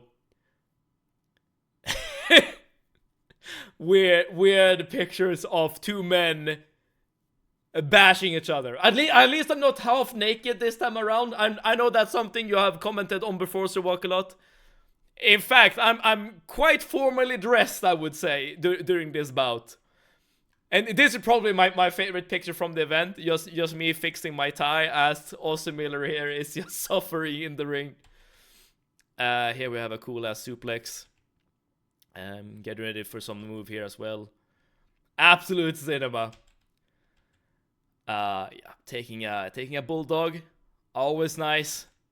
Taking an elbow, that looks a bit sharp, coming down quick. Here I'm taking a drop kick, lying down. I need to fix my tie, dude. Some exchange of strikes. And here we take a code breaker and I fly through the air.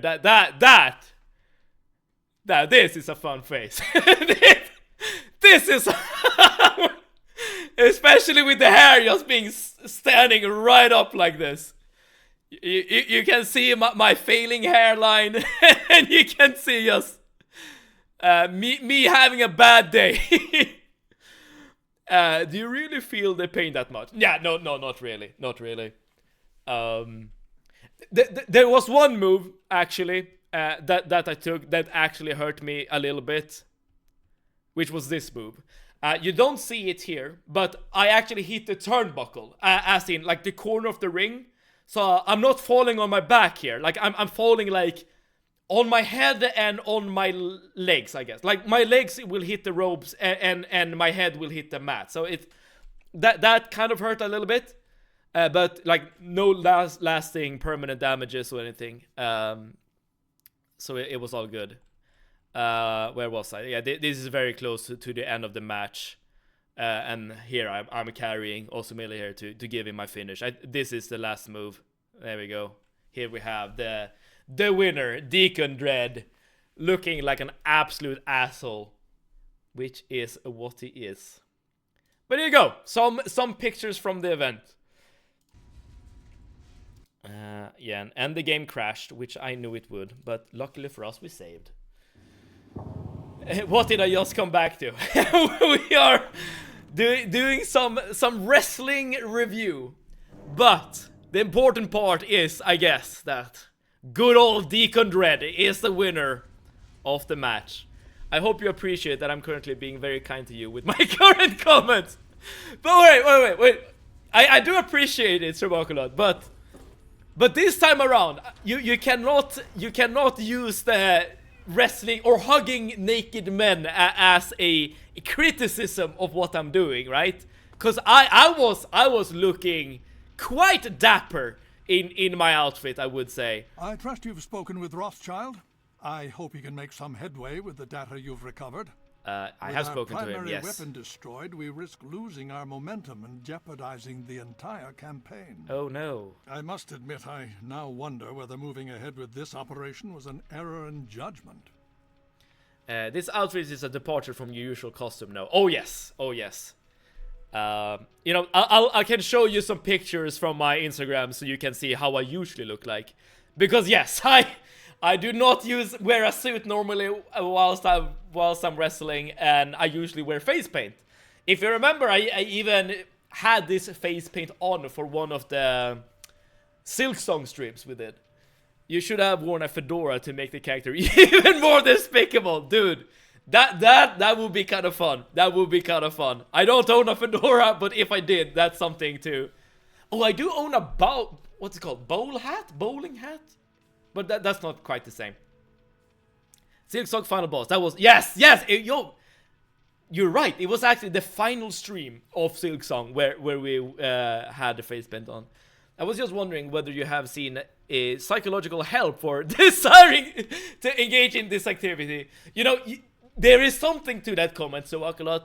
I feel like in order to be a wrestler and engage in wrestling, like you have to have some sort of diagnosis, like some sort of mental thing that's going on, because it's a very like unnatural thing to engage with. I would say, but maybe I'm just biased.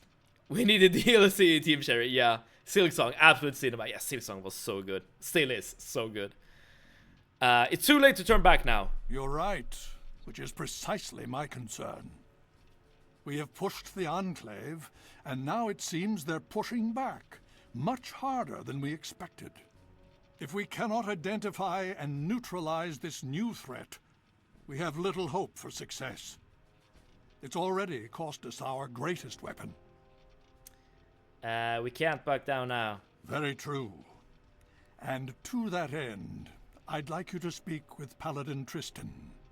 He's requested you for a special assignment, one that could prove vital to our success. Cool. Now... Oh, let's do a level up. As always, I never mean harm, but I see everything. I'm happy you're not using your powers for evil, Sir Wakalot. Alright, we're almost maxed out medicine, which is really nice. Then we should max out sneak, and then I have no idea. But to be honest, like, none of these skills at this point really matters. When you take the no weakness perk, all special stats that are less than 5 are instantly increased to 5. This is actually quite nice. Because I had quite a few stats that are less than 5. I don't want to set my karma to neutral.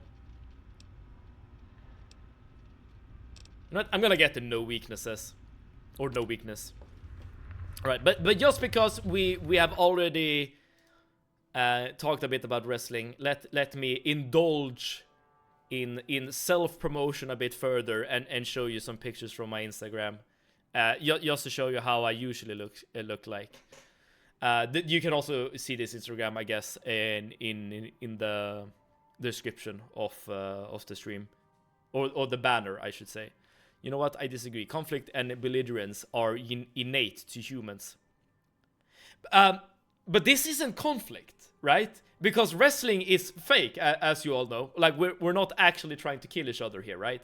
It's more of a I don't know how to say it. Like a dance where we keep taking damage to our bodies, but we're doing it willingly. But yeah, this is what I usually look like. Fake blood on my body, face paint. This match is a bit of a peculiar. I'm not. Maybe I shouldn't even show this. This is my first and only hardcore match I've ever taken part in. So this time around, it's not actually fake blood; it's real blood, which is, you know, why this guy is bleeding so much. But yeah, as you can see, I look quite different usually when I'm wrestling, and I even shared this clip on the Discord quite recently. Because I don't know, this is a very cool move, I guess. I will say I prefer this look to the look with the suit and stuff, because I feel like this version of Deacon Dread looks a bit more dangerous than the suit guy.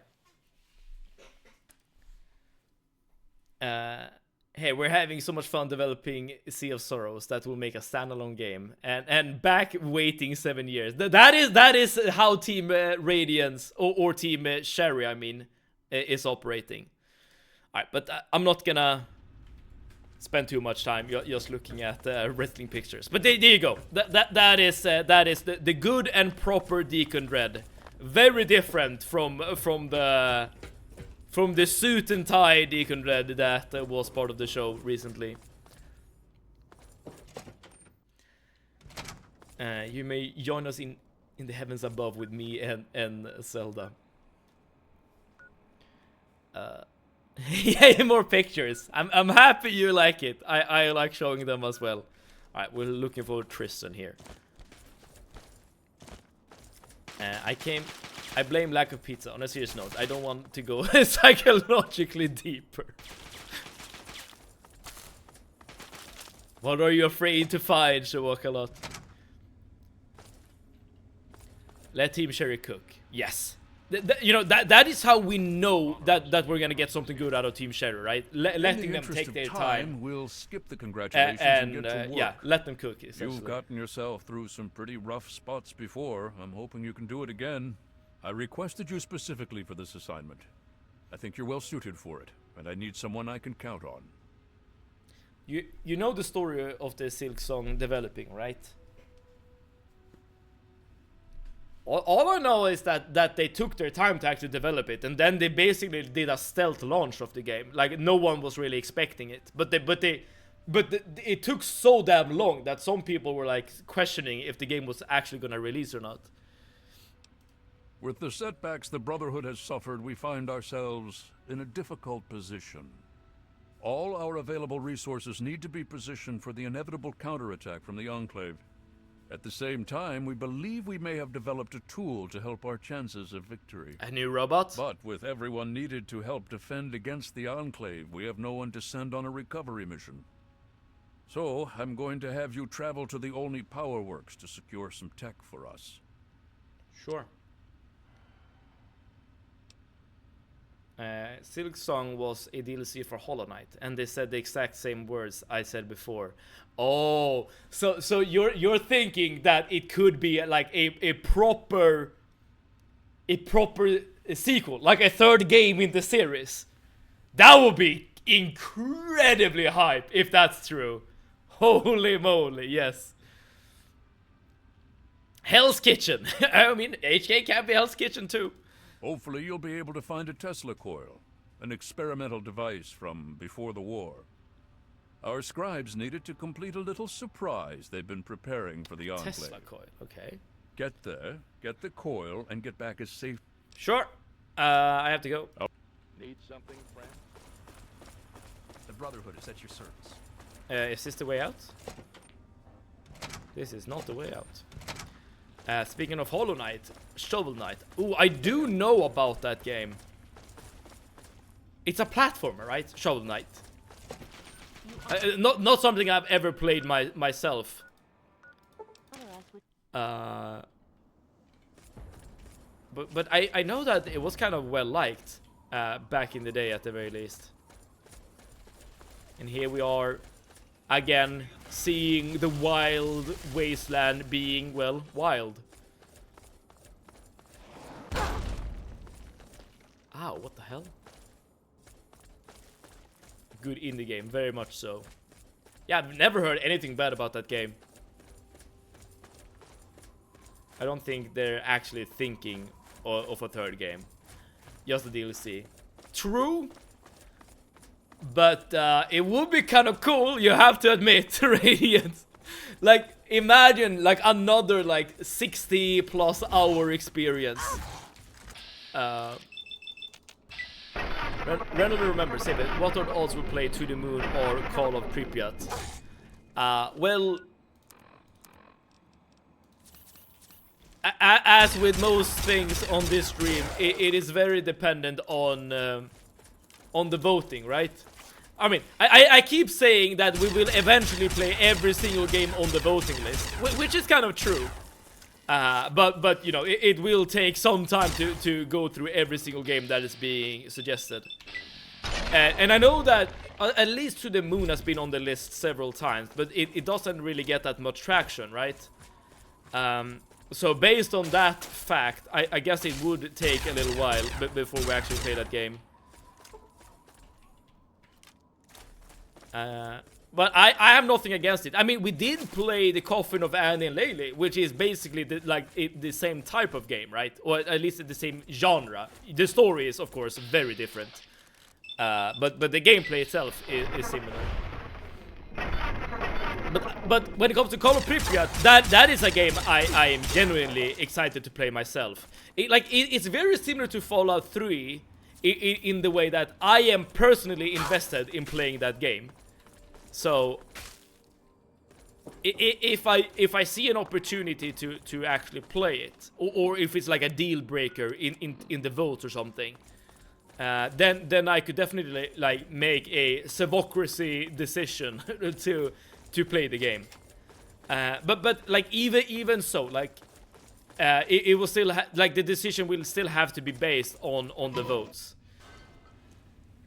The trilogy would be absolute cinema. We'll see. I prefer a prequel this time though. But I don't think it's gonna be a prequel or sequel or a standalone game either. But it will be kind of cool. It's because people don't know how good it is. It's the same game engines, and that's as far I'll allow you to go. Fair enough. Again, I know that the story is like completely different, okay? So in that sense, it's not super comparable. The Coffin of Anne and Lily is its own genre. Are you that traumatized, Super Week? Vote what? We are talking about the games Call of Pripyat as well as To the Moon as possible games to play on stream. But that is also a very interesting question, you know.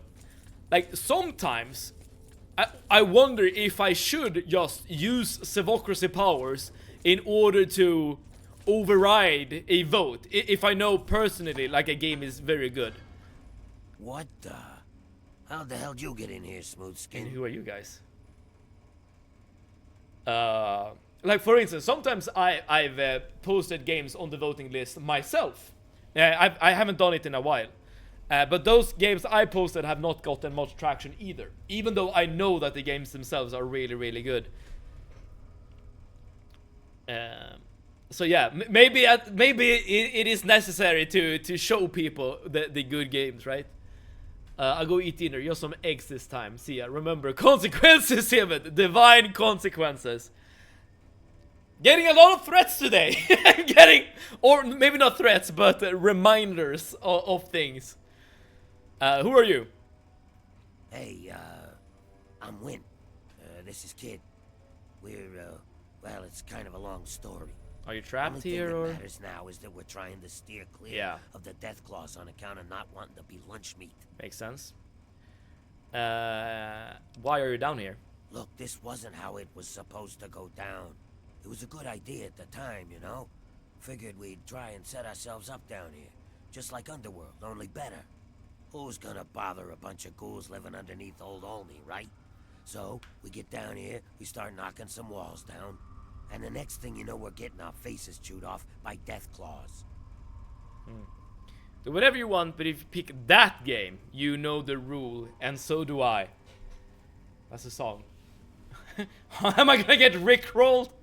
I think I know the game you're talking about. The most infamous or famous game on the list. I think it's Lies of P you're referencing, right? I really want to play Lies of P though. Can you help me get to the power works? Help you? You kidding me, kid? We couldn't even help ourselves. Been stuck here for who knows how long. But hey, you got here in one piece, right? So now's our chance to get the hell out of here.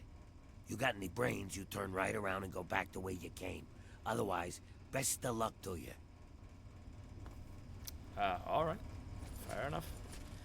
The plot of To the Moon, as spoiler-free as you can make it. Your job is to help old people in their deathbed get their last wish. And this first game is about an old man named Johnny who wants, for some reason, to go to the moon.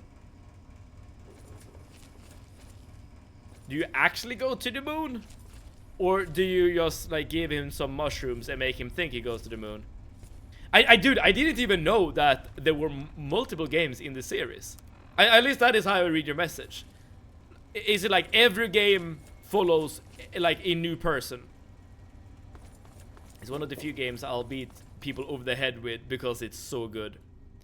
If I remember correctly, when you talked about that game earlier, you said it's a game that like actually brings you to tears. Like Like, no irony, no joking. Like, you will actually cry. And which is a very strong claim, or I guess good argument for actually playing the game. I have never ever in my life cried to a video game, so it would be kind of interesting to see if that you know, it could do it for me. But given that you're, or at least I would also play it on stream, I guess I guess that would change the environment I play the game in, if that makes sense. Oh, just got slightly jump scared.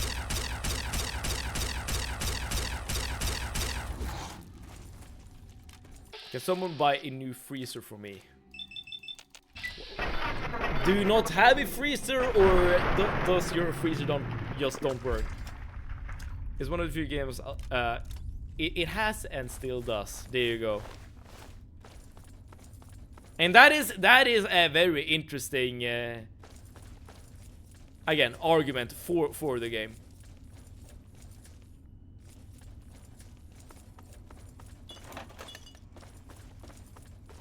Alright, where do we go now?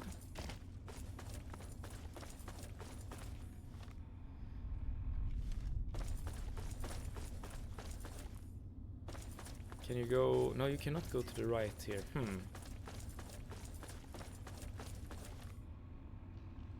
Wait, where are you supposed to go? Can you go down here in the tunnel? I wonder. No, that's not the case. Okay, I'm a bit lost here. We have one, but it gave up like a week before we moved in. Ah. So now all my bread that was freezing may be ruined. Oh, that sucks to hear. Especially like so close to a move as well.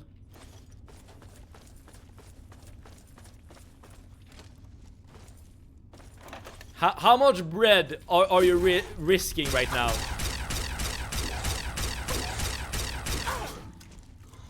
Probably shouldn't just be tanking his attacks, even though I can.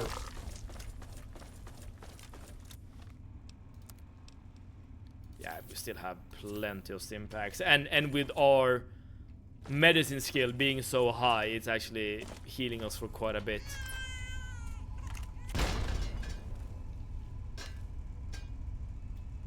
Oh, my heart! Oh, dude! It's been a while since I've come across one of those traps. All right, that is the baby in a stroller trap.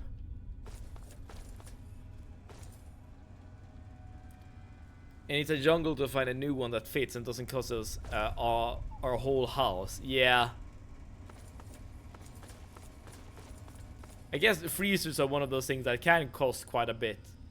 The games are made by Freebird Games. Originally was one dude named Kangao who made the first game entirely by himself. The games are To the Moon, Sigmund, Miniscode, A Bird Story, Finding Paradise, and Imposter Factory. That's quite a few games. But you know, do you recommend them all, or is it just the first one that you recommend?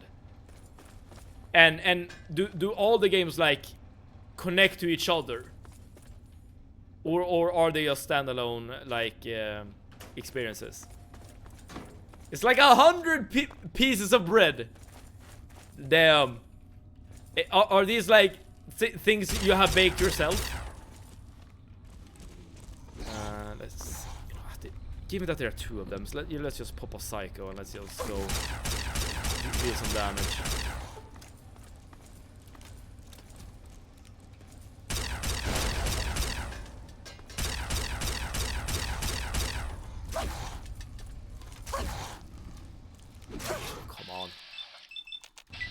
I do recommend them all. They do connect.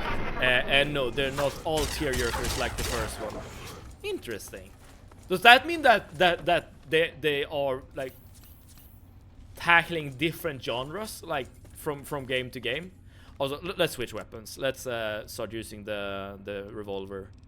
Yeah, here we go. Paulson's revolver. But they are good. All right.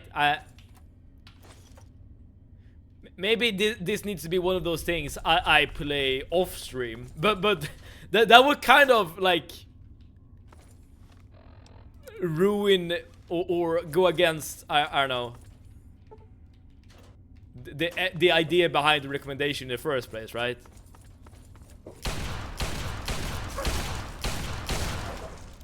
You work for Sigmund Corp, and the entire job is granting people their final wish.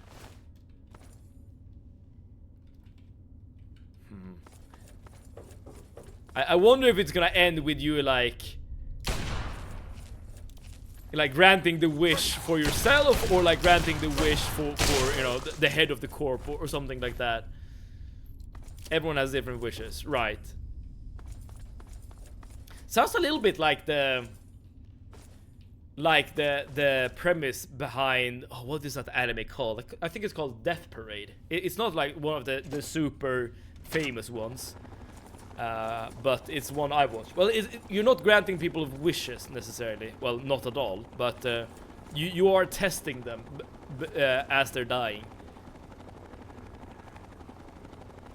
Okay, I see a dude ahead of us. Let's bring out the good old Gauss rifle here.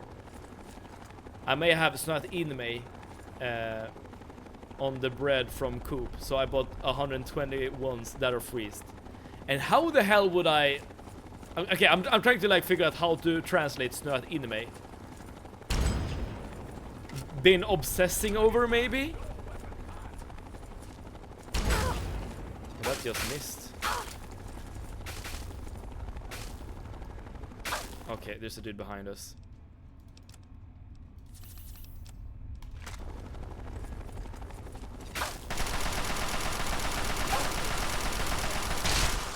This is still dealing decent damage, which is good. Stop wondering about the end if you haven't even started. You know, good point. Good, very good point.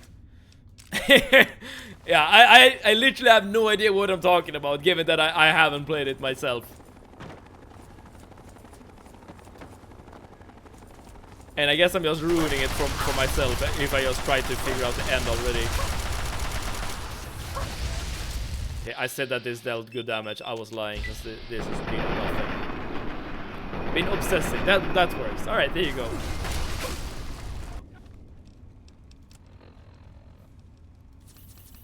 But okay, why are you obsessing over bread? Or you're like a big sandwich person?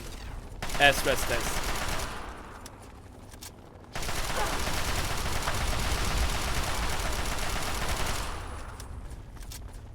I guess this weapon isn't dealing that much damage in the grand scheme of things.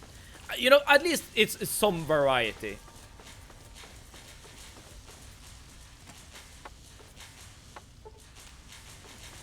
Acquire a Tesla coil. Okay. I assume it's gonna be on the other side here of this door. I mean, you can literally hear it, right? But we probably need a key or a password before we can move on. Holy moly, these guys deal damage.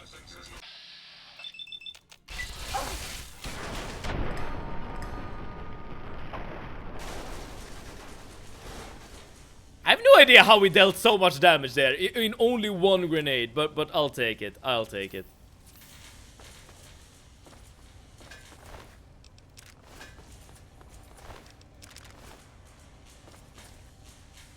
I'm poor AF. Grok, this is true.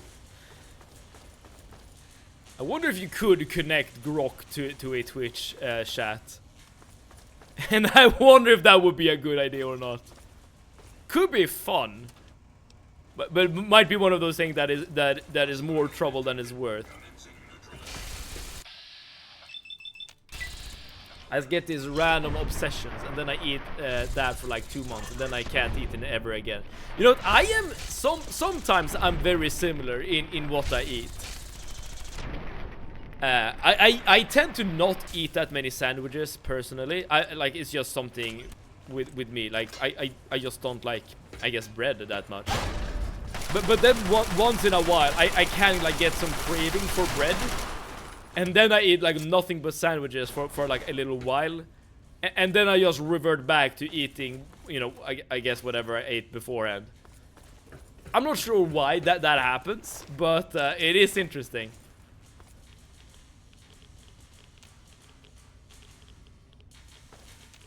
Okay, the emitters. I guess this. Oh crap! Yeah, this is just one hell of a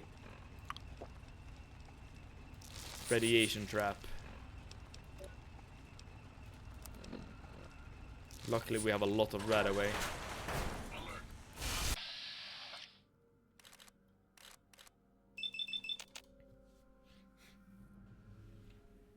I think you can, but need to make a new Twitch bot. Right. I'm not sure if that's something I would want. I mean, it could be like fun for a little while, but I feel like in like long term, it's okay. This is actually quite dangerous. Let's use all the drugs, including buff out. There we go. Make us a lot tougher and deal a lot more damage, at least for a little while. You could also go and find cover, but I don't play that way. I run up to the enemy, stare them in the face, and just play left click for a little while. Back from business. Welcome back, Radiance. The business with the eggs, I assume. For me, it's my diagnosis. That is the big reason I do it. Huh. I wonder if that means I have a diagnosis that I'm not aware about.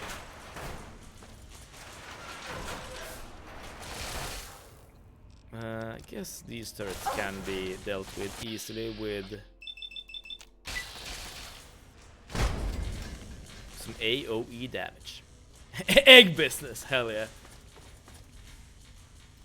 Cool.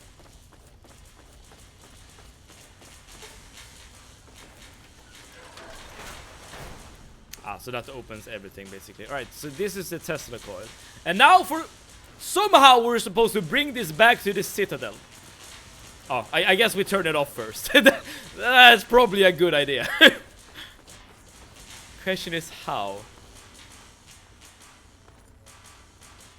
I mean, at least we need to get to it first.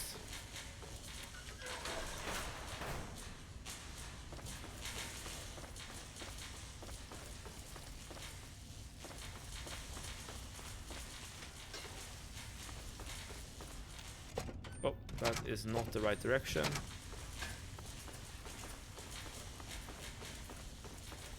How do we get to it?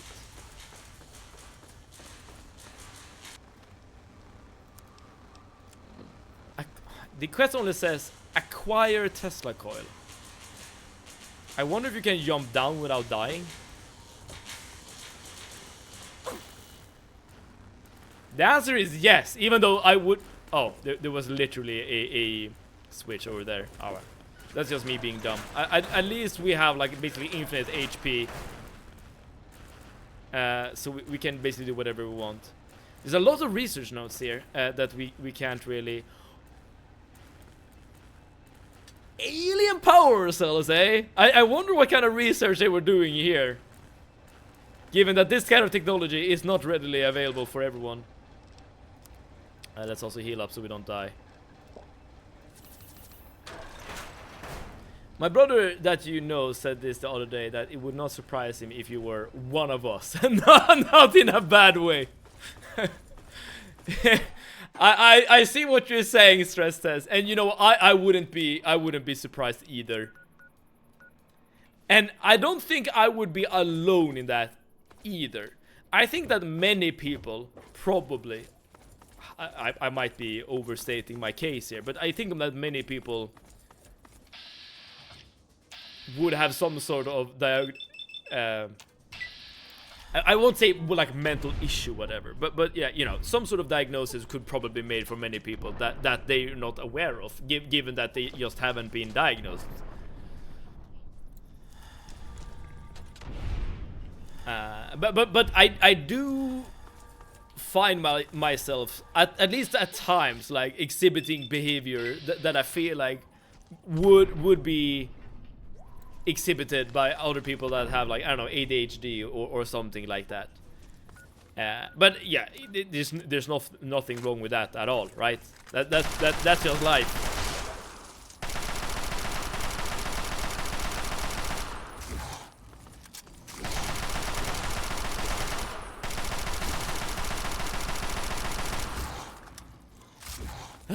The enemies tend to be quite annoying to face on harder levels.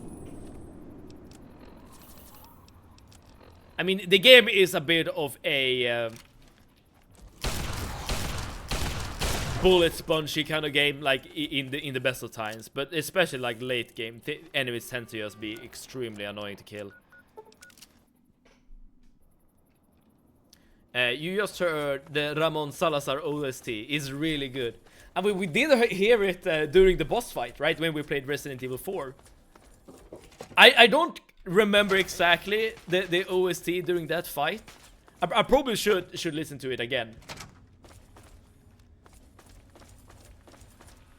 Here we go. You found a Tesla coil? Excellent. I'll see to it that this reaches the scribes immediately. Perfect. You've done good work, soldier. Well, I am the hero of the ready for your wasteland, next so assignment? there we go. We don't have time to spare. Yeah, sure. What's next? Based on the data you brought us from the relay station, we've identified where the Enclave is basing their operation. It seems they have a second base of operations at Adams Air Force Base outside of D.C. The only safe way to get there is through the presidential metro used by the government before the war. You're going to be on your own again for now. The rest of the Brotherhood will be providing a distraction so you can slip in undetected. Once you breach the presidential metro and get to Adams Air Force Base, look for the resupply crate. Inside, you'll find your new orders, and hopefully we can put a working Tesla cannon into your hands. Oh, look forward to that. All right.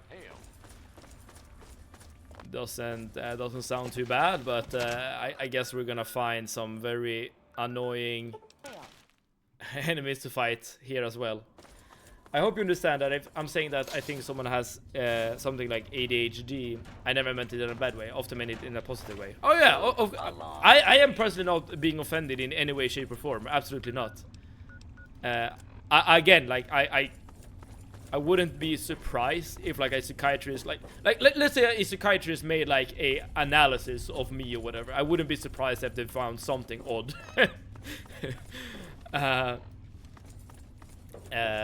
But like I mean that wouldn't change who I am, right? I'm still me, flaws and all.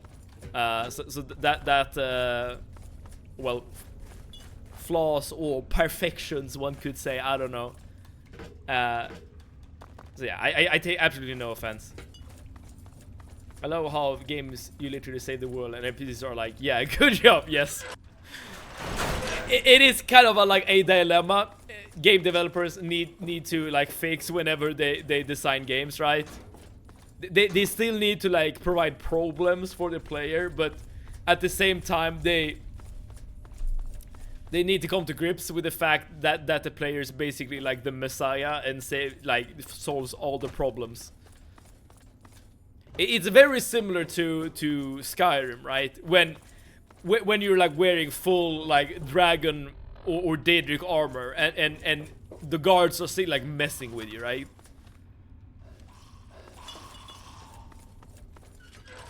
Hello there, Mr. Ghoul. Okay, you're stuck. Alright, this was the wrong direction. How the hell do I get there? Ooh.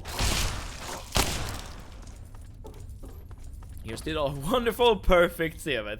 Thank you so much. I'll do my best to live up to the perfection that is the Seva way. Oh, this is where you're supposed to go, I think. Yeah. Dude, I'm so happy that we did pick up this revolver. It's really, really good. Even though that the ammo is quite scarce. I gotta ask, how do you feel talking to a camera? Dude, that is a question you could probably spend a long time answering. Okay, the short answer is I feel like at this point I'm so used to it, so it doesn't feel weird at all. But as soon as you take like some time to like properly like reflect upon what you're doing, then I guess it is kind of weird. And of course, like the first few times you record a video or do a stream, you're gonna feel like super weird talking to a camera, because it's not something you do on a normal basis. At least not for most of us. I know it's us, but it's still a camera for you. That is true. But I tend to not look at the camera, right? I look at the messages. And I see your usernames, and some of you always have like the same colors for your usernames, so they kind of become your personality in a way.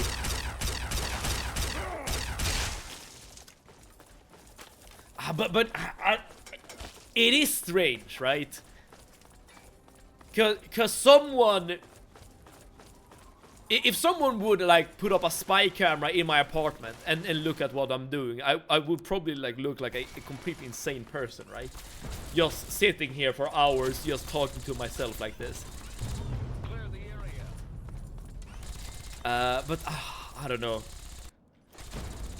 It's a very interesting question, but I guess like the short answer is that at this point I am just kind of used to it.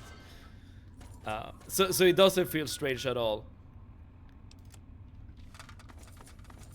But when you're starting out, like, you definitely feel like you're only talking to yourself, because that is also kind of true. Like, if it's your first stream ever, you're probably not gonna have that many people watching, right?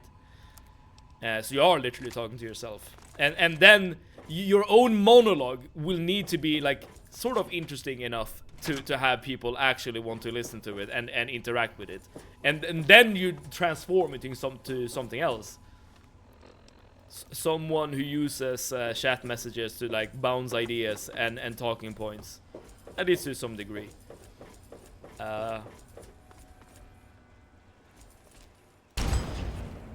Dude, it's a question you could probably spend a lot of time just reflecting on. You have to feel like the camera is our divine eye staring at you in your soul. I like how you were able to turn this into divinity, into godlike beings watching me from above. But I guess in a sense you're right. The camera is indeed you being able to watch over me. Another level up, damn. Oh, we're still in combat, so we're not getting the level up just yet. Well, in that case, let's see where we can go.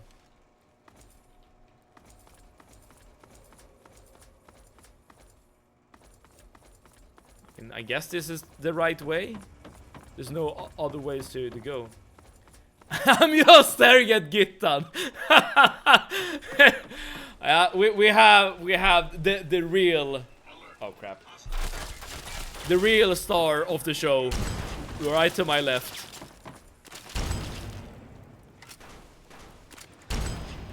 Oh dude, if there only was a perk that like increased your reload speed or something, that would be so good, because this is taking quite a while. Dude, I guess I could just stealth boy my way past these guys. Come to think of it.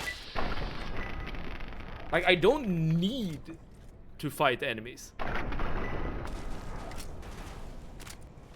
I'm gonna kind of try it out after I dealt with these guys.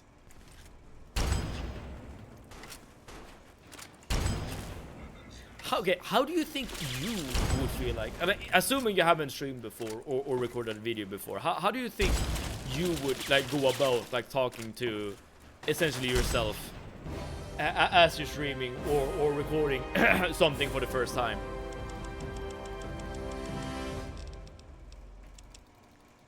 I love watching some people like I don't know who that is, my skirm, but they have so many aspects that so many people watching, I suppose, so that they don't read chat. That is true, and I feel like that is something that will always be a thing for a streamer if they're big enough, right? you know, being a streamer and having a chat consisting of like 1,000+ people who are all kind of like active in the chat would make it nearly impossible to have like a one-on-one conversation like this, right? So you won't really get this kind of experience watching those kind of streamers. Of course, you definitely will have some sort of positive experience. There's a reason why those big streamers got big in the first place, right? What can we get here?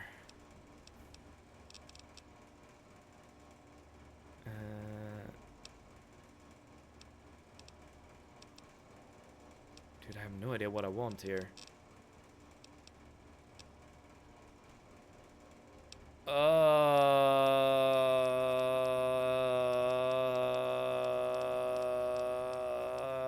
That's the chemist. I don't know. There's literally no perk I care about at this point. Why would I be watching on Twitch? I'd feel weird. That makes sense. That makes sense. And as I said, I felt weird the first times I was doing this as well. I think that is just part of the process. Let's see if we can just stealth our way past enemies. I don't think many of us could do what Siva does. When I game, I never talk. I just game, so talking while gaming would feel so strange and would distract me from the game. That is curious, because I never talk to myself when I play video games either, right? I guess most people don't.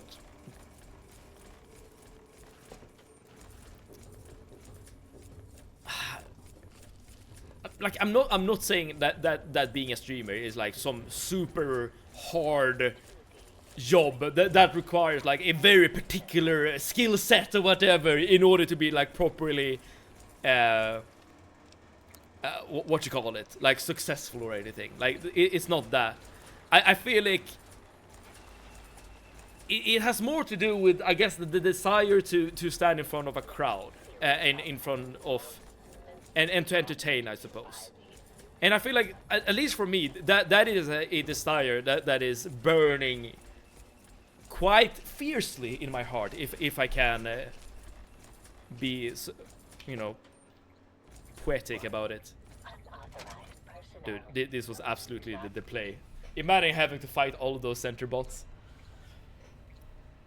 And I'm not sure if everyone has that desire to stand in front of a crowd. I mean, some people I feel like are very like stressed out about standing in front of a crowd, and there's nothing wrong about that. Absolutely not. But I kind of like actively look for opportunities to be an entertainer, and that has nothing to do with the. I'm not saying that makes me a good or a bad entertainer. But I guess it's the reason why I do these things. And all of this is to say, I think you could do this as well. And I'm not just speaking to you, Arne, like everyone here. It's just, I guess, about does that desire actually exist within you? When I was streaming, I made my friends play a game with me. Then I would feel more relaxed and made it easier to talk to chat. Oh, that is a good point, Stress Test. There are a bunch of streamers who stream with other people, and there you're more like watching or listening to like a group of friends playing a game rather than like actively talking to the streamer, which might be like an enjoyable experience. If I remember correctly, like Shroud, like the big FPS streamer, he usually streamed that way, right? He used to have other voices like contributing to the experience as well. I like listening to the OSC and the great voice acting, but you're doing it right now. I mean, sometimes I shut up to listen to the OSC even when I'm streaming. But yeah, there is some point to what you're saying. It is a very interesting topic. You can definitely like have a long discussion about the pros and cons and what makes you desire to do what you do, right? When you don't stream, you don't talk to yourself, but when you stream, you do, even if you're still alone. Yes, I mean, I wouldn't panic, but I don't want to because I'm lazy, and that is completely fine. Yeah. like it's like you're saying, Radiance. It is easy to do, but the desire kind of needs to be there in order to push yourself to that level. Makes sense. Some desire that drives you to do wrestling performances. Yeah, personally, I hate public speaking and public attention. There you go, right? And super big. I'm not saying that is weird or bad in any way, but that is. I feel like that desire kind of needs to exist to some extent in order to actively look for experience such as streaming. I feel like streaming is a bit easier because you can kind of like. You're not watching people directly, like you kind of have a filter, right? The chat filter. Sivid, you always wanted to be in the center of attention, even as a kid. Oh no, not at all, not at all. Ah, dude. Technically, like when it comes to just having like a casual social interaction, I tend to not want to be in the center of attention anyways, like at all. So I somehow see Sivid as the shy guy. You know, that is not too far from the truth. But I feel like being on stage, and I equate being in front of a camera on Twitch as being on stage. That is something completely different. At least it is to me. I feel like when you're on stage, you are not. You're like interacting with people in a different way, and that way I feel like is more enjoyable than just having it like a casual conversation. I'm not sure if that makes sense. I feel like I enter a different kind of mode.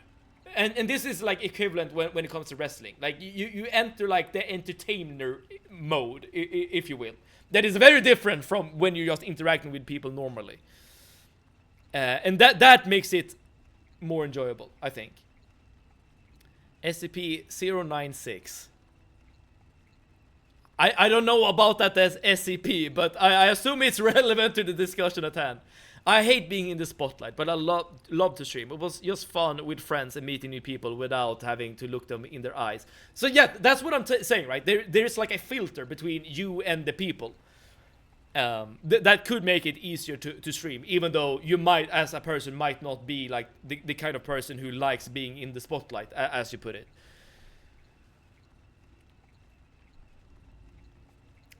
This is so interesting. It is a very interesting topic to discuss for sure. All right, back to the game. You know, let's see if I can actually do a speed check. At some point, I should like, even though I only have like 10% chance of succeeding, at some point I should succeed, right? All right, sure. I'm looking through for the tunnels to the Adam Force base. Information on the internal layout of the presidential metro system is for authorized. Please provide proper identification, or I will be forced to summon security.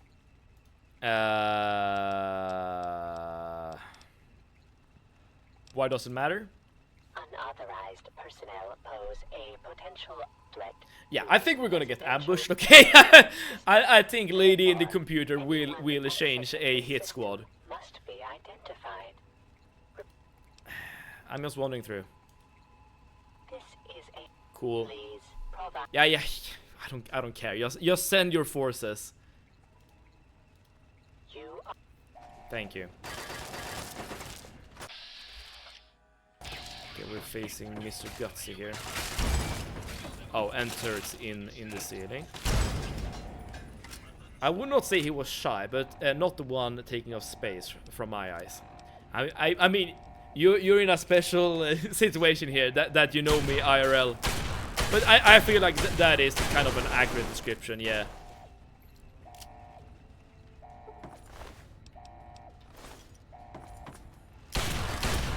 But I would also probably say that the desire to stand on stage, as I put it, it is something that has kind of like grown over time.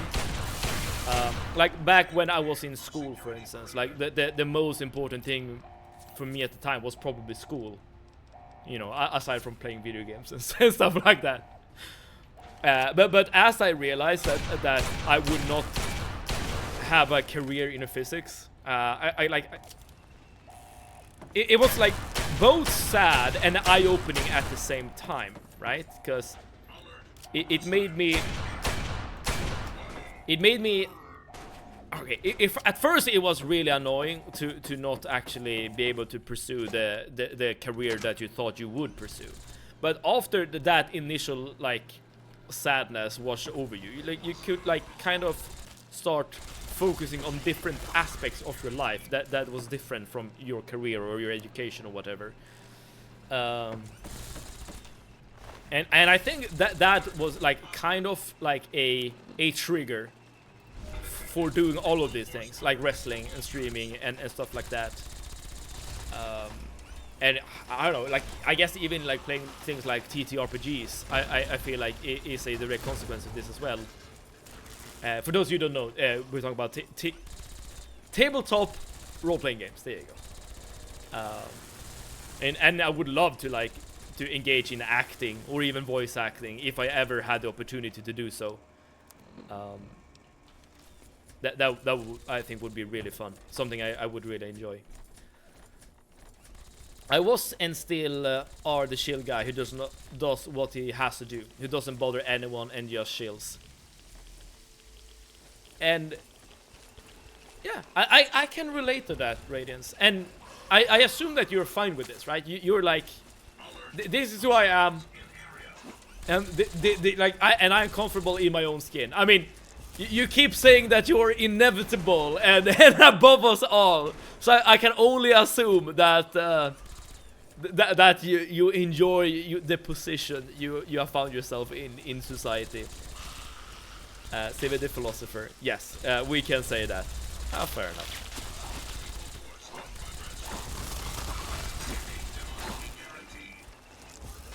I'm not sure if this constitutes philosophy, what we're talking about. How can these guys see me? I should have a stealth boy on. It's kind of odd. But I guess we just... I don't know what we're discussing. Different routes through life. Let's put it that way. Oh crap, this is a lot of enemies.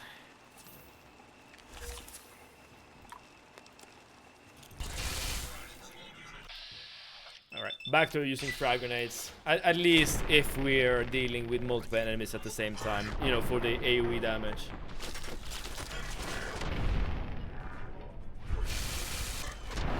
I gotta go. Well, in that case, Lydians, thank you so much for being here. It's always great having you here chatting. And I hope that you have the opportunity to eat many eggs in your future. Assuming that's something you actually enjoy and not just eating due to its nutritional value or whatever.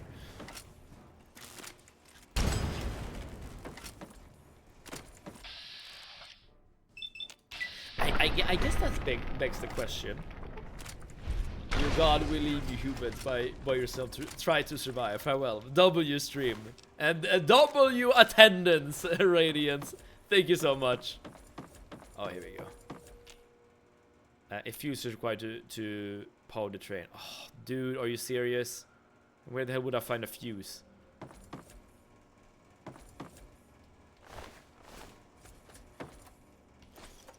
I know that most of you who are watching are quite young. But do you feel that you are like satisfied with what you're currently doing? Be it school, be it work, be it whatever, or do you feel like something is missing, or you're on the wrong path or on the wrong track or something like that?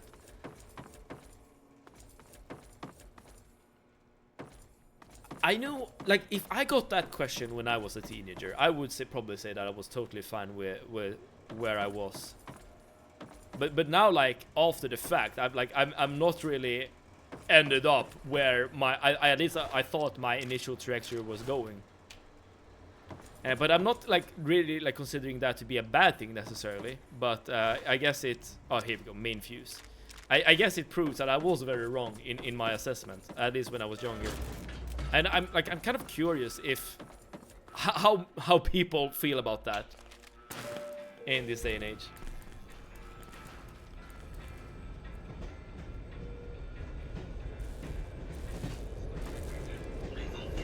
Run over all the ghouls.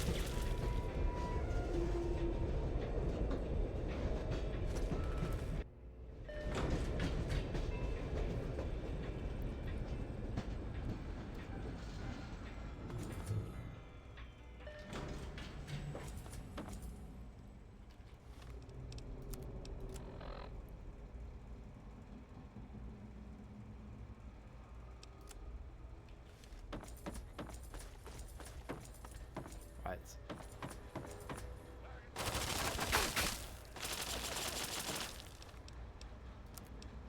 Can I use the tried and true stealth boy technique to get past these guys? Dude, I should have been stacking up on stealth boy this entire time. Like, this is so much of a more pleasurable experience rather than wasting bullets upon bullets upon bullets of well, bullets. Just dealing with all of the Enclave dudes and all enemies in general.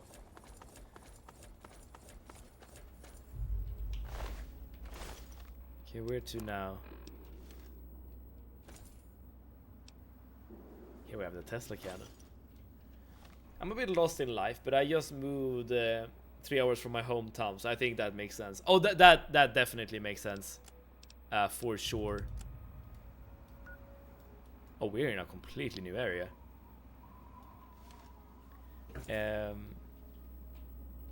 But I guess that also, I guess, depends on how you view you moving, right?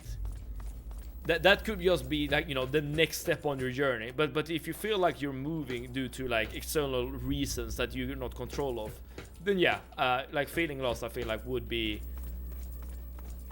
like a natural feeling.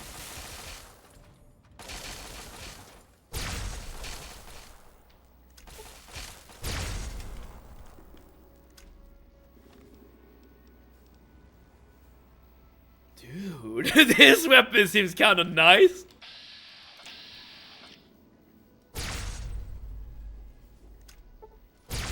It has like some sort of damage over time effect as well. That's a deep one. Yeah, I guess it is.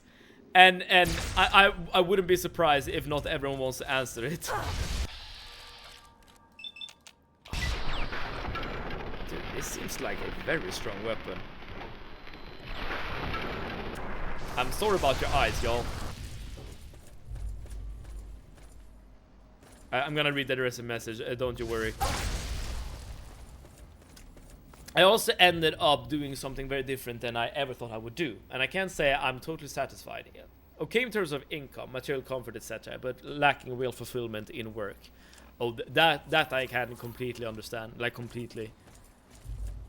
I guess the very natural follow-up question to that Super Week would be, do you have like any sort of hobbies or anything of the sort that gives you said fulfillment? It doesn't have to be a hobby, but something in your life that gives you the fulfillment that you maybe thought your work would give you initially.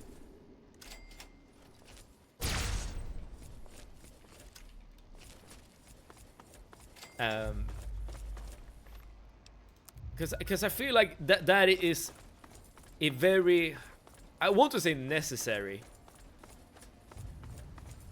Yeah, I'm gonna say it. I feel like that's a very necessary way to like properly be at peace where you are at the moment.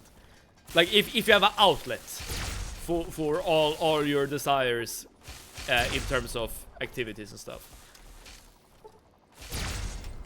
It was not fully our own will to move here. Got it. Yeah, in that case, then, you know, moving might not actually feel that good. Well, you can always make it your own home, right? You can take ownership of your situation to some extent. But yeah, like I guess fundamentally, if it's not your own choice, then it is a bit difficult to get to grips with it. The 7 streams. Is that your answer to the question, Arnie? Or oh crap. Or are you just enjoying yourself? Either answer would be would be acceptable.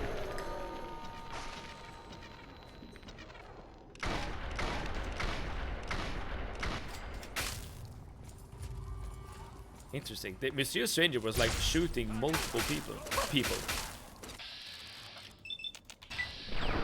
I wouldn't say so. And moreover, I am stuck in the idea that fulfillment needs to come from work because I spend most of my time doing that most days. I understand where you're coming from. Because you're right. Work is absolutely where you spend most of your days. Or you know, school, if it is school or whatever, right? But I disagree with the purpose, right? Well, at the same, like you need to take everything in moderation, right? What I was about to say is that the primary reason of work is, well, getting paid, like literally. So in that sense, it doesn't have to be fulfilling. At the same time, though, like you will really like, I don't know, kill your desire to keep going if you're spending like 8+ hours a day or something like that, doing something that you truly dislike, right?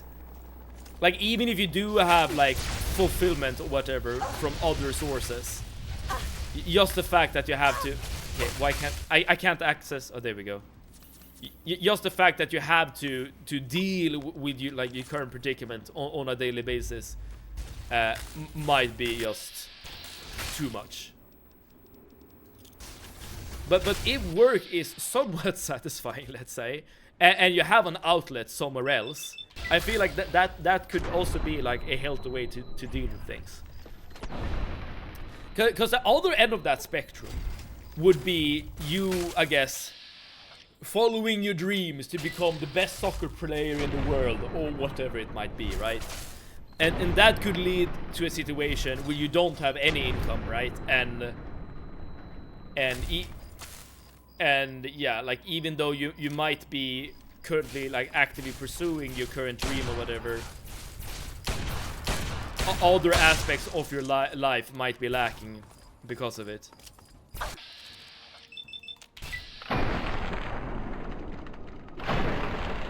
As with everything, take everything in moderation and try to keep balance of all things, which is definitely easier said than done. Don't get me wrong.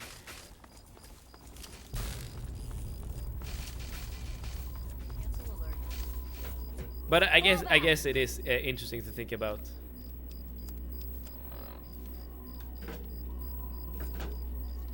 Dude.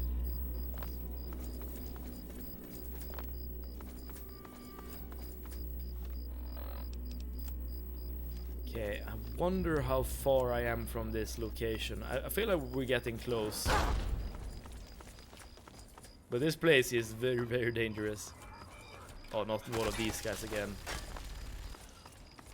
I'm gonna do my best to just run past the enemies at this point, because I just don't want to spend time dealing with them. And we're so close to our location here, so let's just keep going.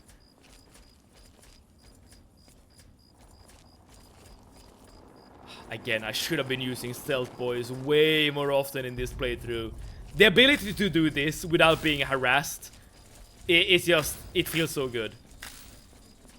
Even though I still hear sound effects of someone shooting close to me.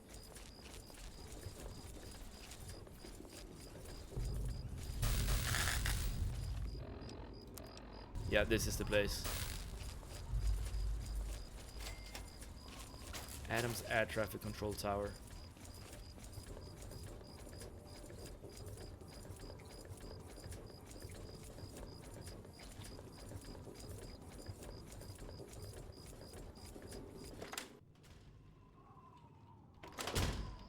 Okay, this is not where we were supposed to go. Or is it? Find access. Find what? The access terminal to the lower the ramp on the mobile platform. Hopefully it's somewhere here. Arnie, I hope you're still around, or anyone else who have played this DLC before. Could someone tell me if we're close to the end of the main story of the Broken Steel DLC or not? Because I've kind of gone over time by quite a bit at this point. But I kind of also feel like we're close to the end, and would feel kind of trash to just stop now. I guess I keep going for a little while. Ramp open. Enter the Enclave mobile platform. Alright. I've not played this DLC, but I think this is the end if I remember correctly from watching others. I see. Alright, let's keep going then. Playing a bit longer than normal.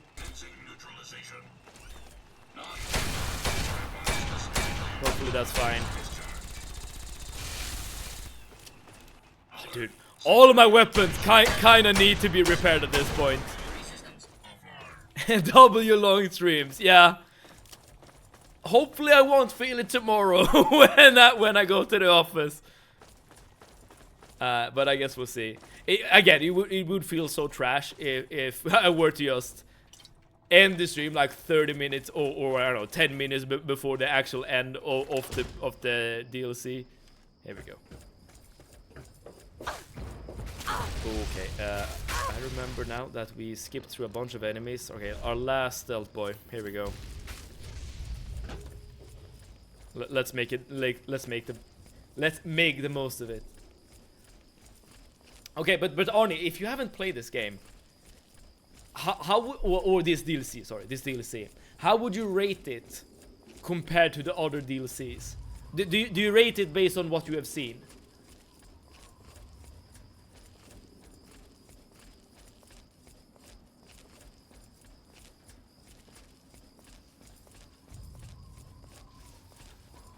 Okay, I think we're good.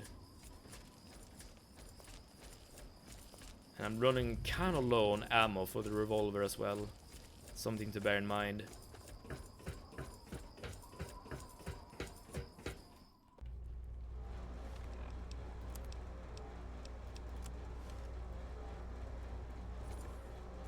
Oh, what is going on here?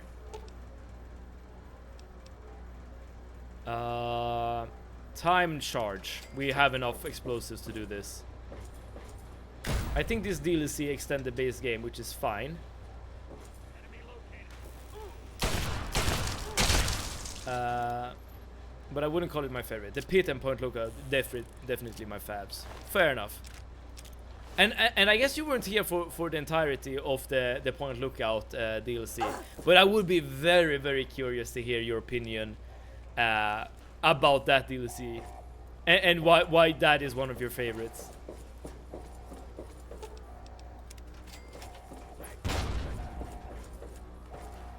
Oh, here we have a lot of supplies. Okay, that's a lot of enemies.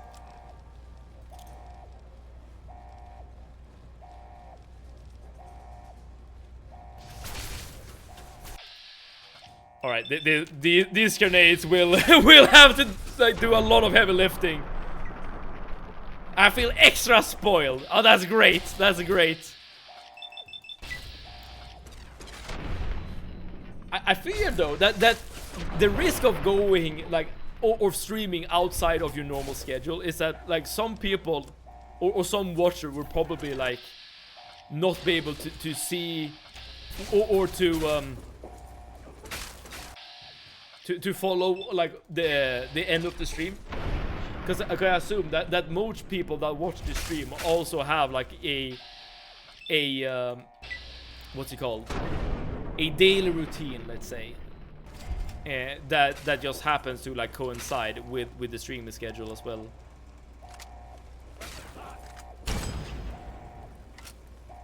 Look, if you go into that DLC expecting a great story, you'll be disappointed. I think I even mentioned this to you. I remember you said that the thing you like the most are the exploration bits. But the whole area that DLC plays in is my favorite Fallout 3 location. I will admit that the area was cool, but I very much would have preferred it if the area had like some connection to the story, because I kind of feel like it didn't. Like it had all of these like kind of scary elements to it, like all like horror-esque elements to the actual area, with all the mutants, the dolls being like hung from trees and stuff like that. But nothing in the story actually corresponded to that kind of gameplay, which I found really, really sad. Do not interfere. Oh man, Oh, here we go. Don't hurt me. None of us have anything better to do. I guess that's good, or maybe that's bad. I'm not sure how to assess that. We do not have a life. Fair enough. Oh, Sparky, I mean. A nice day. Oh, thank you. Also, that DLC have some of the best side content which you haven't seen. What? Wait, what? What was there even side content in Point Lookout? Like the only people you could speak to were the well Desmond, of course, the main quest guy, as well as the different I guess the different cultists. But I feel like I talked to every cultist in the cathedral or the church, and basically none of them had anything to say. There's side missions if you explore the map. Oh, maybe that is how you actually get like the connection to what you actually see on the map.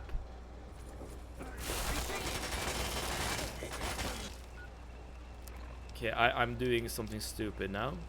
Let's see if I get punished.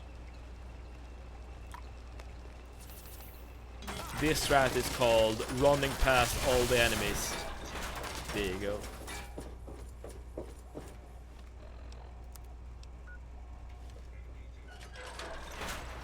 You know what? This is the strat I'm gonna spend most of my effort on doing.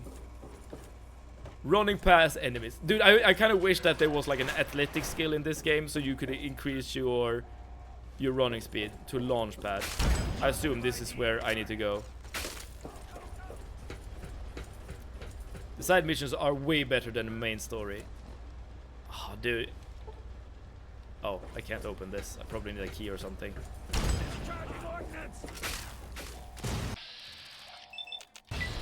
Mr. Security Officer, I hope you have a key.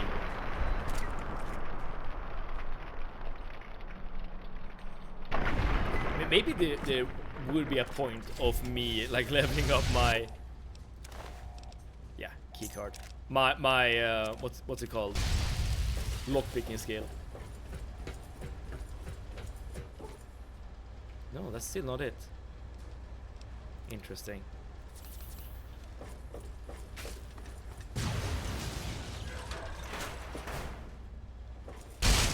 Ho, dude!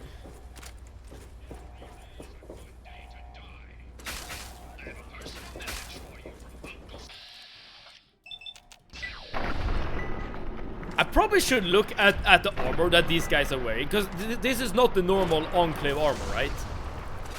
And these guys are so much tougher than anyone else.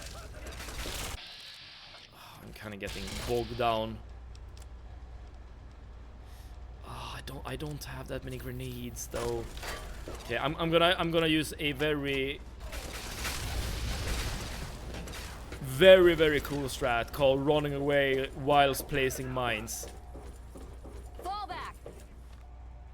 That's the Hellfire armor, pretty good, but you need to repair it often. I see. Well, I assume that no armor will be better than the armor we're currently wearing, right?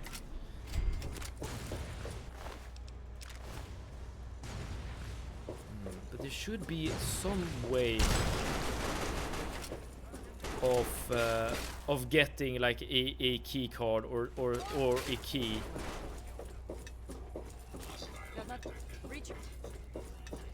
Well, if I keep running around like, okay, this is another officer. Let's check it out. Charge! I'm hit.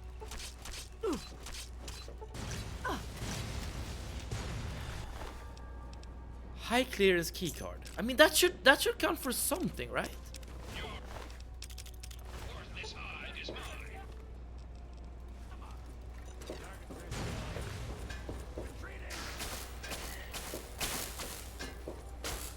Sensitive electronics. Dude, this is a big area.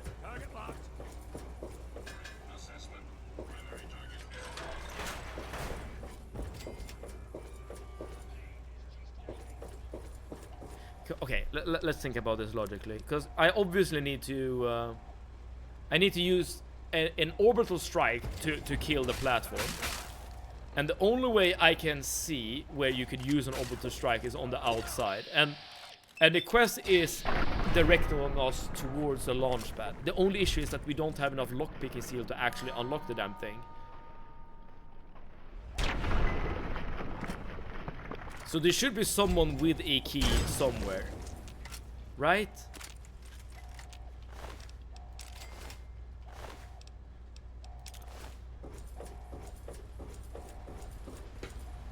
But we also have 2 locations that are being... Oh, that's just the outside.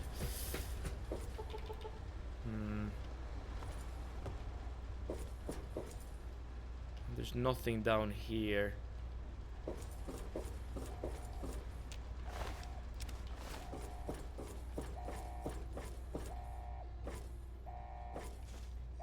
And at this point, I'm pretty sure we have basically like killed the entire crawler. But where the hell would you need to go? Would be funny if 100 lockpicking is required. Oh, that would be so awful. Imagine being this close to the end. And that is the thing that's keeping you from actually like beating the game.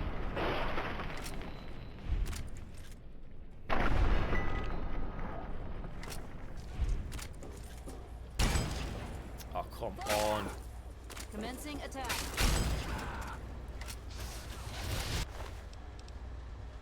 Yeah, these doesn't give anything.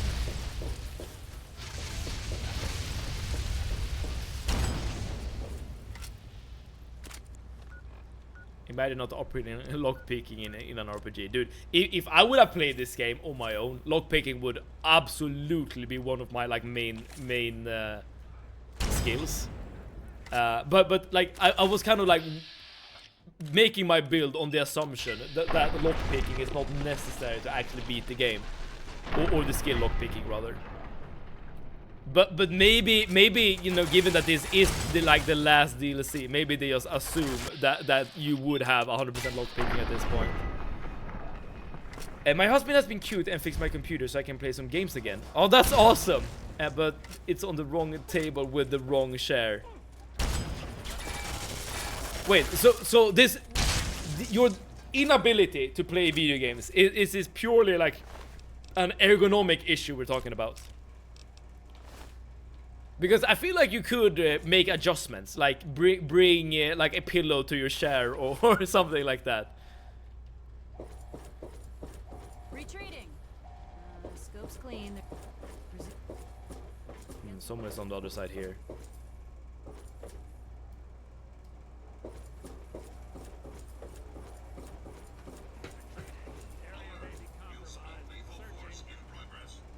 Yeah, there are a bunch of enemies over there.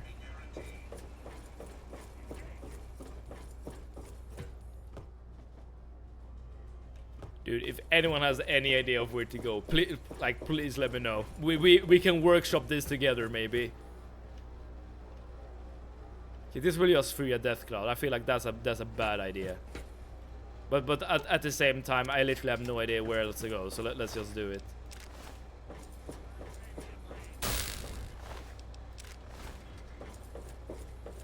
There are 2 markers. Try to go to the other one.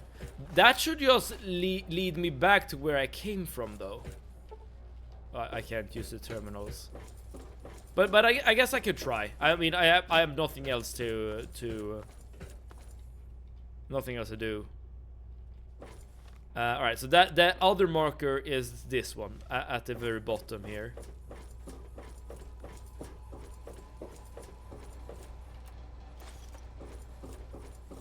Probably 1 step above me, right? nice day. Okay, now we're just here. This is where we came from. Oh, hey, you're back. What's going on down here? I saw what you did before you got in the base. I wasn't planning on it. Oh, I wonder if this goodness. guy has like I'm a Stakes. key Nice or to meet something. Could you answer a few questions? Man, I'm glad you realize I'm not one of the bad guys. How do I get to the satellite tower? Well, the satellite tower is right on top of the base. I'm sure you saw it before you came in. Yeah. You're gonna have to make it to the central control area before you can get on top of the launch platform. Once you're on top of the platform, you're probably gonna have to make your way past a bunch of soldiers before you get to the tower. Why should I trust I've you? been trying to get out of here for a while. See, I've done things for the Enclave. Things I can't say. When the Enclave pick me up, you'll make a great distraction. Yeah, sure. Come on, Sparky. Hoover, let's go.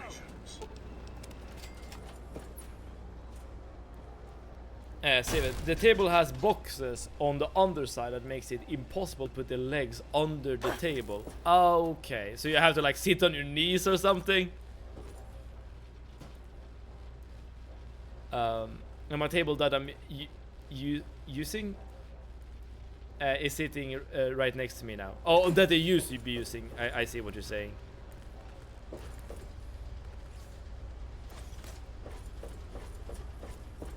Dude, but that is definitely something you need to fix. At least at some point, right? Hey there. Now we're just on the outside.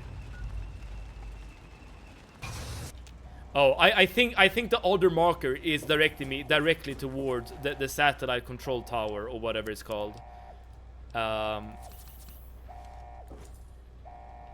And this other marker, I think, is supposed to like guide me to where to go from the inside, maybe. Oh, dude, I'm not sure.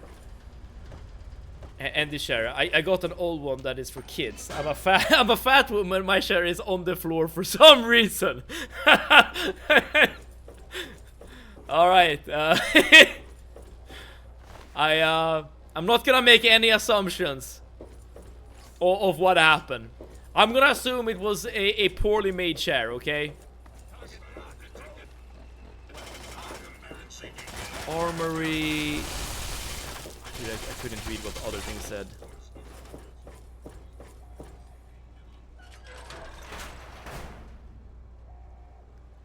I guess we could kill those guys, because I literally don't know what else to do.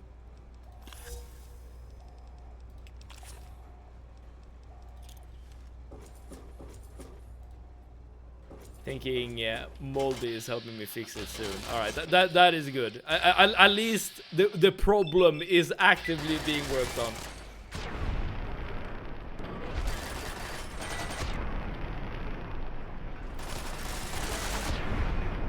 Like, getting a computer up and running is like one of the first things I would probably like focus on if I was moving. Well, I have moved like semi-recently, so I guess I do have some experience about that. I have self-awareness. I know my fatness. Self-awareness is good.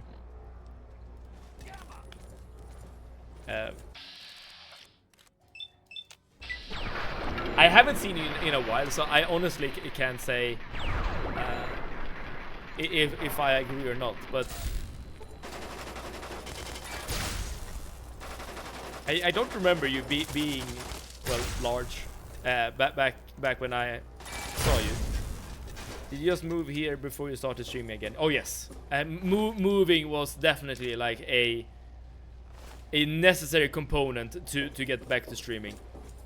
Absolutely. This is hard to open as well. Because, you know, one thing that makes streaming or streamers very annoying to live with is the fact that they're loud when they're streaming. Oh well, everyone has their own style, right? But I tend to talk quite loudly. Sometimes, you know, I scream, I jump, I do things, right? That is how I prefer to stream. But if you're a roommate or whatever, then that's gonna annoy other people quite severely. So when I moved, well, this is actually the first time ever that I'm living on my own, which is, you know, giving me the prime opportunity to actually stream. I love Seven is a happy Seven. A wise man used to say. Oh yes, that's very much correct. All right, now we're just back here again. There seem to be some more enemies to kill on the other side here. Ah, that is what the key card actually opened. Got it. Hopefully that means that we're like kind of on the right path. I wasn't fat when we saw each other last, but I thought I was. Oh, okay, I see.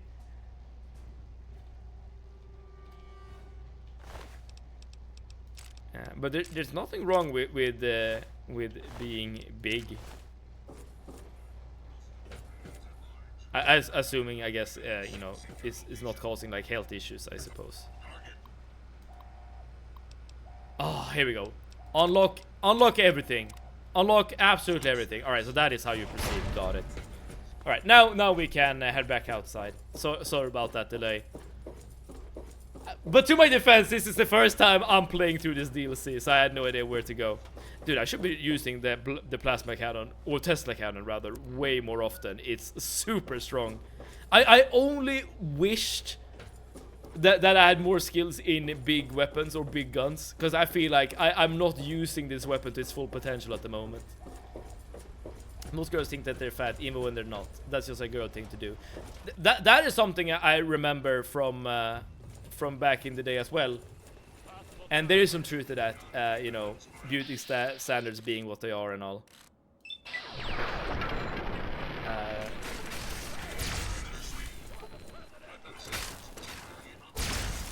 But I feel like that has, to a certain extent, at least, changed over the years. As, you know, body positivity is being more of a thing.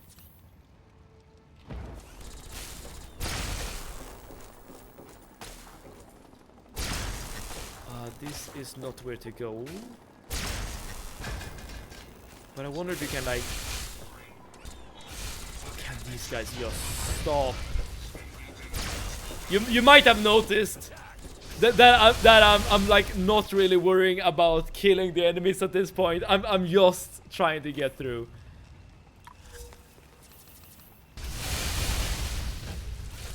This is probably the right way.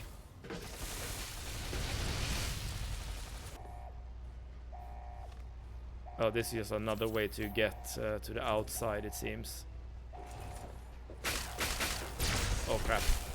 Oh crap. Yeah, because we've been here before. We have definitely been here before. Let's go back up. Let's equip mines.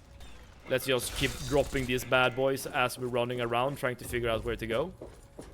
Hopefully something will die behind us. Just like so. Yeah, just like that. Yeah, this is the way.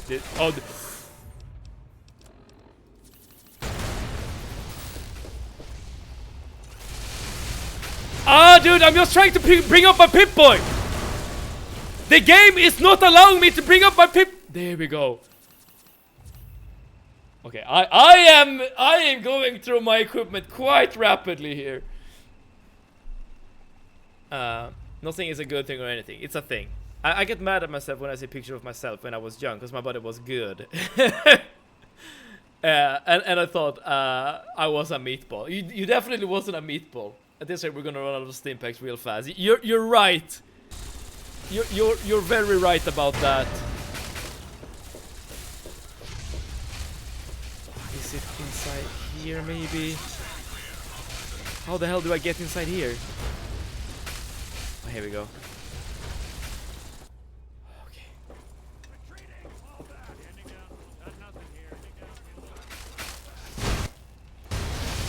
Open Pip-Boy! Oh, dude, I'm not sure why. I think I'm being staggered by something that like makes it so that I can't open the Pip-Boy. It is really quite unnerving. This is like the stupidest thing I've ever done in this damn game. Frag mines.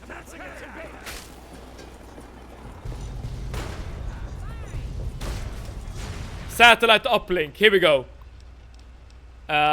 Check status. Load payload. Fire payload. We're shooting the... Oh wait, is it the AFB platform or is it the carrier? No, no, it's not the Rivet City carrier, because that's just the city. It's probably this. Fire payload. This is for self-destruct purposes only. Final approval. Yeah. This is what I want to do. Shoot the Citadel. Imagine. I mean, I guess that is possible. Which is kind of wild. Maybe that's more of like a bad karma type of playthrough. Okay, now I need... Board the captured vertibird. Where? Oh! Right on time, brother of steel. Right on time. Oh, lions. Hi. So relatable. When I was younger and super slim, I constantly felt fat. Youth is wasted on the young.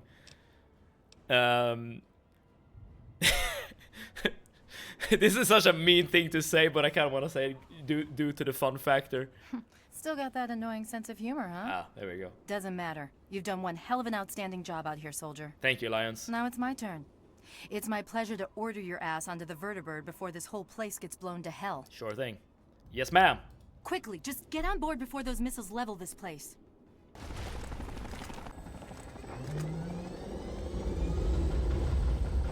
Hang on, I'm going to set this bird down near the control tower so we can watch the fireworks. Should be a hell of a show.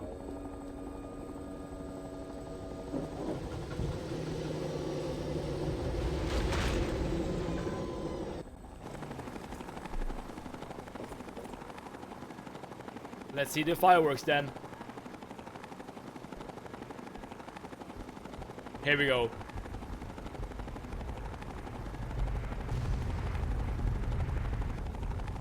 I feel like it should be louder than this.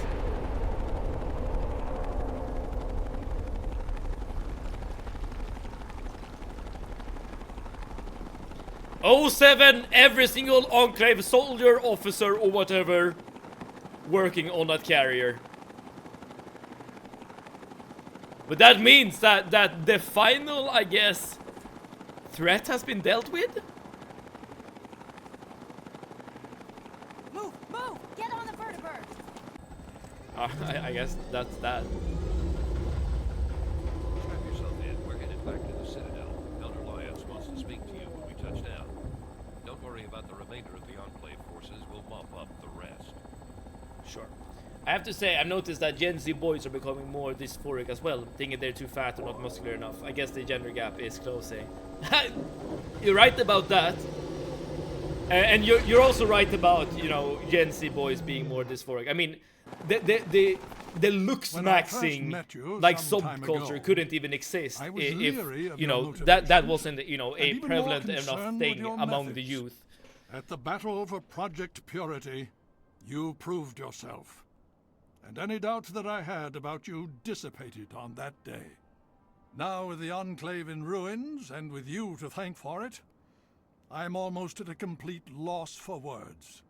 I feel proud to call you one of our own, and I promise that what you've done here today will be recorded by our scribes as an historic moment. Thank you, Elder Lyons. On behalf of the Brotherhood of Steel, and on behalf of the free people of this wasteland, I thank you.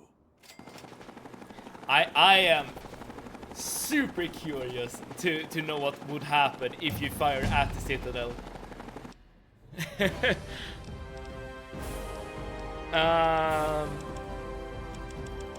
Put everything to sneak. I don't think any of this matters whatsoever. Okay, you regenerate action points faster. That seems great. We did it, Timon. That we did. Now we only have one more quest left in our log. We're literally done with this playthrough. But Nice work, soldier. let's head back to where we started. The good old rust bucket that we know as Megaton. Here, so many streams ago, we entered, being a young woman, not knowing anything about the wasteland. Here we entered, looking for our dad, looking for answers, looking to create a new life in this hostile world. And as we entered, there was one person in particular who felt it was very necessary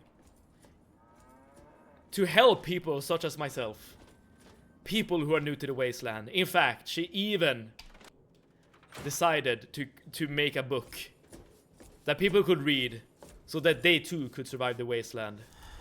Moira Brown, you were that person. You gave us the Vault 101 security armor at the beginning of the game. You have been a constant source of ammunition and repairs throughout this entire game. Moira Brown, you have been a pillar of this playthrough. Oh, I can't wait to hear how the... So, in order to reward you for your great contribution, this random stick that you gave me with some green goo on the end will now be returned to you as a big thank you for everything you did. I tested it extensively. Oh, excellent. So, how... It gives them quite a kick, like too much jet or something. Yeah, it literally kills them. I should... Anyway, I'm taking a break from the research. Well... And that, my friends, will be the last quest we will do in this playthrough. We are now completely done with Fallout 3. The looks maxing trend is wild among both men and women. I didn't even know that it was something that women did as well. But I assume that... I mean, why wouldn't it be, right? Looks maxing or being like self-conscious about your looks is definitely not a male thing. Or a male thing only. Thanks for your kind words, Miaven. Excel Wizard, I'm here to please, okay? You're welcome. What the next game we're gonna play? That is what we're gonna discuss real quickly. RE7 would be fire. But I assume you say that because you have a recent experience with that game. What would be a cool? Oh wait, I can show you a little Easter egg before we actually before we end, because I just want to figure out like a cool place to end the stream. Up here, there's a dude called Stockholm. I live in Stockholm. Here we go. You're not actually supposed to come up here, even though you can come up here without no clipping. But this dude actually has some dialogue. The more time I spend talking to you, the less I'm spending watching for raiders. How the hell did you get up here anyway? And that's all he has to say. All right, and with that being done, we will take our last look out over Megaton, and we will exit this game and discuss what we're gonna play next. Yes, but it's also a great game. I don't disbelieve you. Looks smacking for women is just regular marketing for the last 100 years. Fair point. Fair point. All right. I know we have gone over time by quite a bit, but if you just a little if you could just be a little patient for a little longer, then we can have like a little discussion about what we're doing next. Okay? Pick a game now so I can watch tomorrow. Yes. That is indeed the plan. So I have posted there the link to our Discord for anyone who is not part of this Discord already.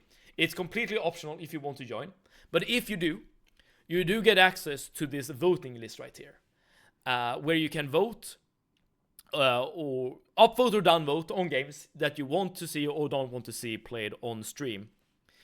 RE7 praise. Yeah, Ari really wants to play RE7.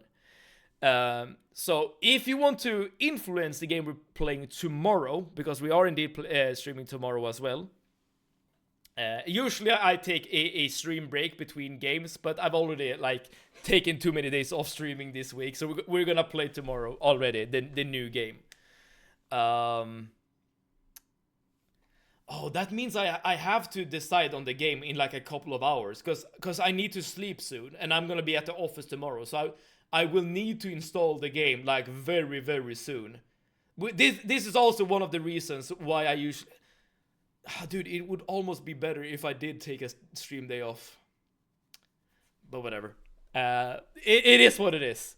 You have a couple of hours before I actually decide on the next game, and I will start to install it.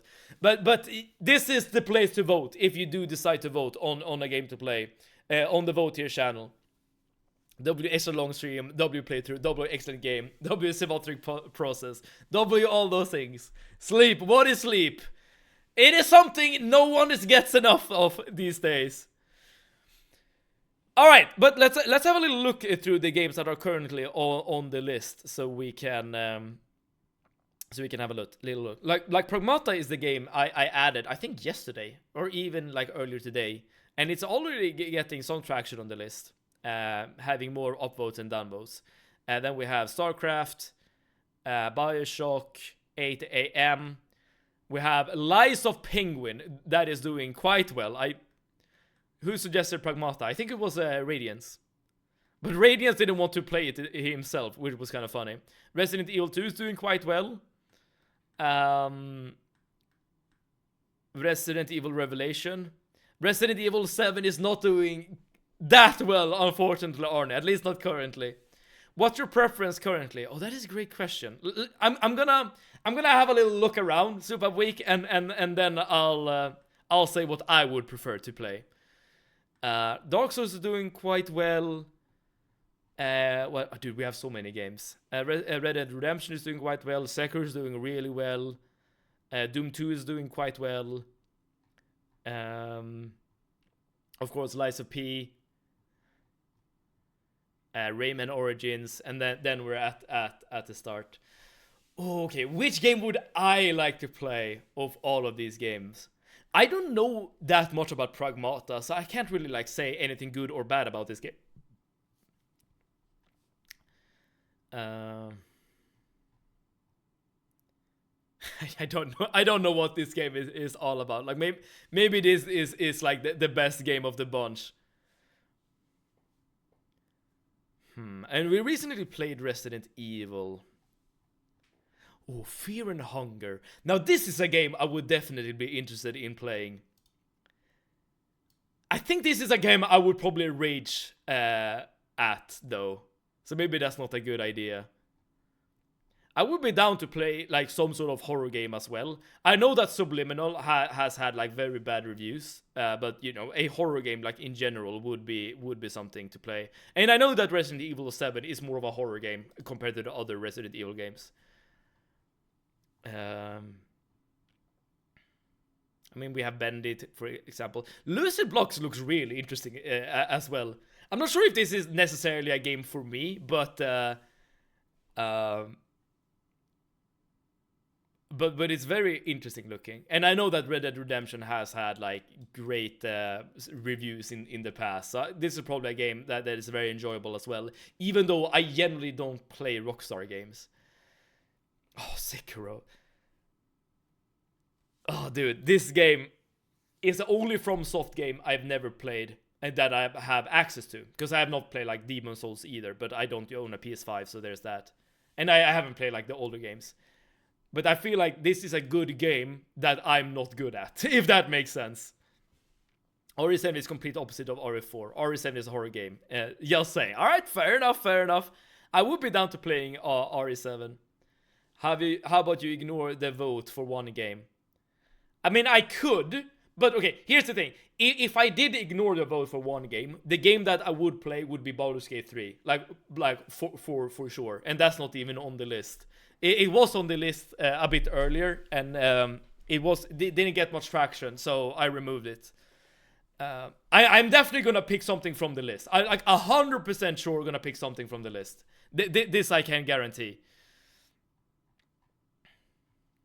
And of course, Lies of P. I would much prefer to play Lies of P over Sekiro. I feel like this is more of a Souls game that is more up my alley. Here we have Darkwood, another horror game. Alright, okay, you meant choose from the list. Got it. Well, I kind of did that already with Fallout 3. I mean, Fallout 3 had a lot of votes, but it was not necessarily like the most voted on game, at least not based on the votes actually in the Discord. Decide here and now. All right, okay. I'm gonna say this. Assuming the votes does not change in the next few hours, the game I would personally pick to play next is. I guess I would probably need to like look at Lies of Penguin just to see what it's all about. Okay, if Fear and Hunger had a lot more votes, this would probably be one of the games I definitely would pick, because I am very curious about this game. I have never played it, but I've heard a lot of things about it. But like the votes does not support that decision at all. And when it comes to Resident Evil, I would most look forward to Resident Evil 7, because as I said, I am kind of interested in playing a horror game, right? And I know that Resident Evil 7 is more of a horror game compared to like Resident Evil Revelation. That being said, the votes does not really support that decision either.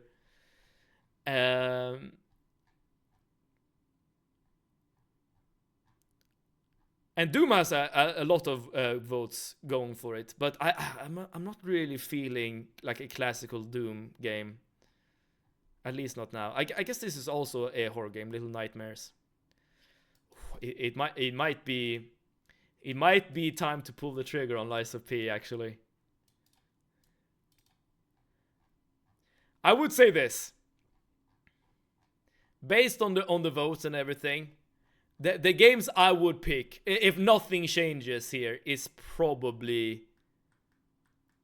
Lies of P.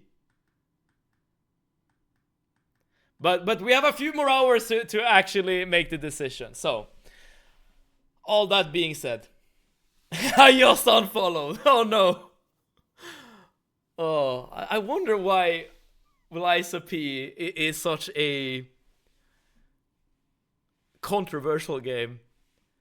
But nothing is set in stone, okay? We still have time to change things in any and all directions, okay? So with all that being said, listen, I'm gonna end stream right here, right now. I've been streaming for like an hour longer than normal, and I already feel my throat is getting a bit sore. But we're gonna play a new game tomorrow. We start a new playthrough altogether, and hopefully. Also, would you play LOP without Family Friendly G? Well, hopefully he would be here when we play it, but yes, I guess if it's not here, then I would play it on my own. Thank you for the stream, Steven. Thank you so much for being here, Stress Test, and for being here throughout this entire playthrough. As well as everyone else. Thank you so much for hanging out, playing some Fallout 3. It was really fun to get back to one of the classics. And by the way, I haven't really like made a review of Fallout 3 or anything. It's a game I enjoy quite a lot, right? Because, you know, it's not a blind playthrough. But the DLCs, I only really like the Pit. All of the other DLCs were kind of mid. The DLC I liked the least was Point Lookout, due to the story. Like the area and stuff was fine in Point Lookout, but yeah, the story was not really like clicking for me, and the Pit was really good. But I would say that the Pit was really only the only DLC that I found really good, right? All of the other DLCs were like, again, mid or in the case of Point Lookout, like kind of a letdown. Thank you for the amazing streaming playthrough. Thank you so much, Supervic, for the kind words and for being here. W stream, WFO3 playthrough, W community. Would you say that the most important thing for you in FO3 is the story? I would say that the most important thing is the setting. Like the wasteland. I don't know.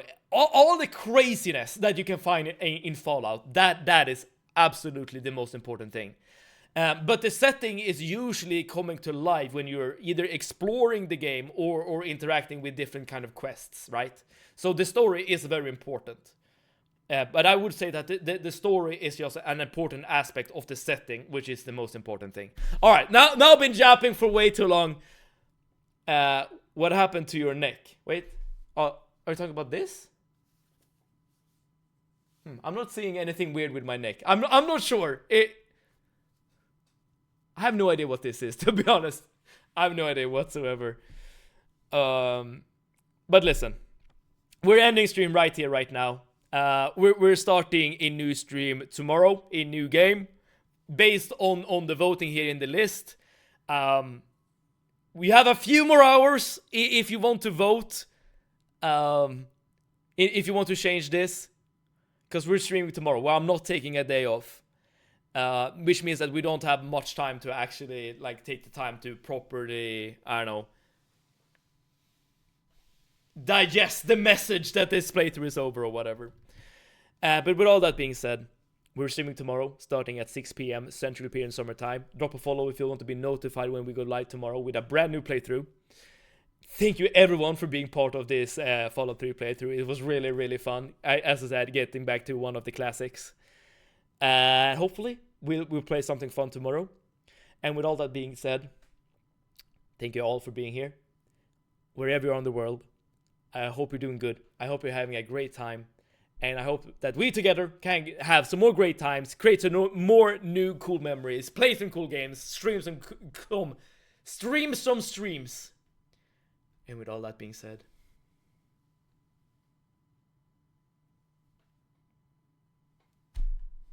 save it out.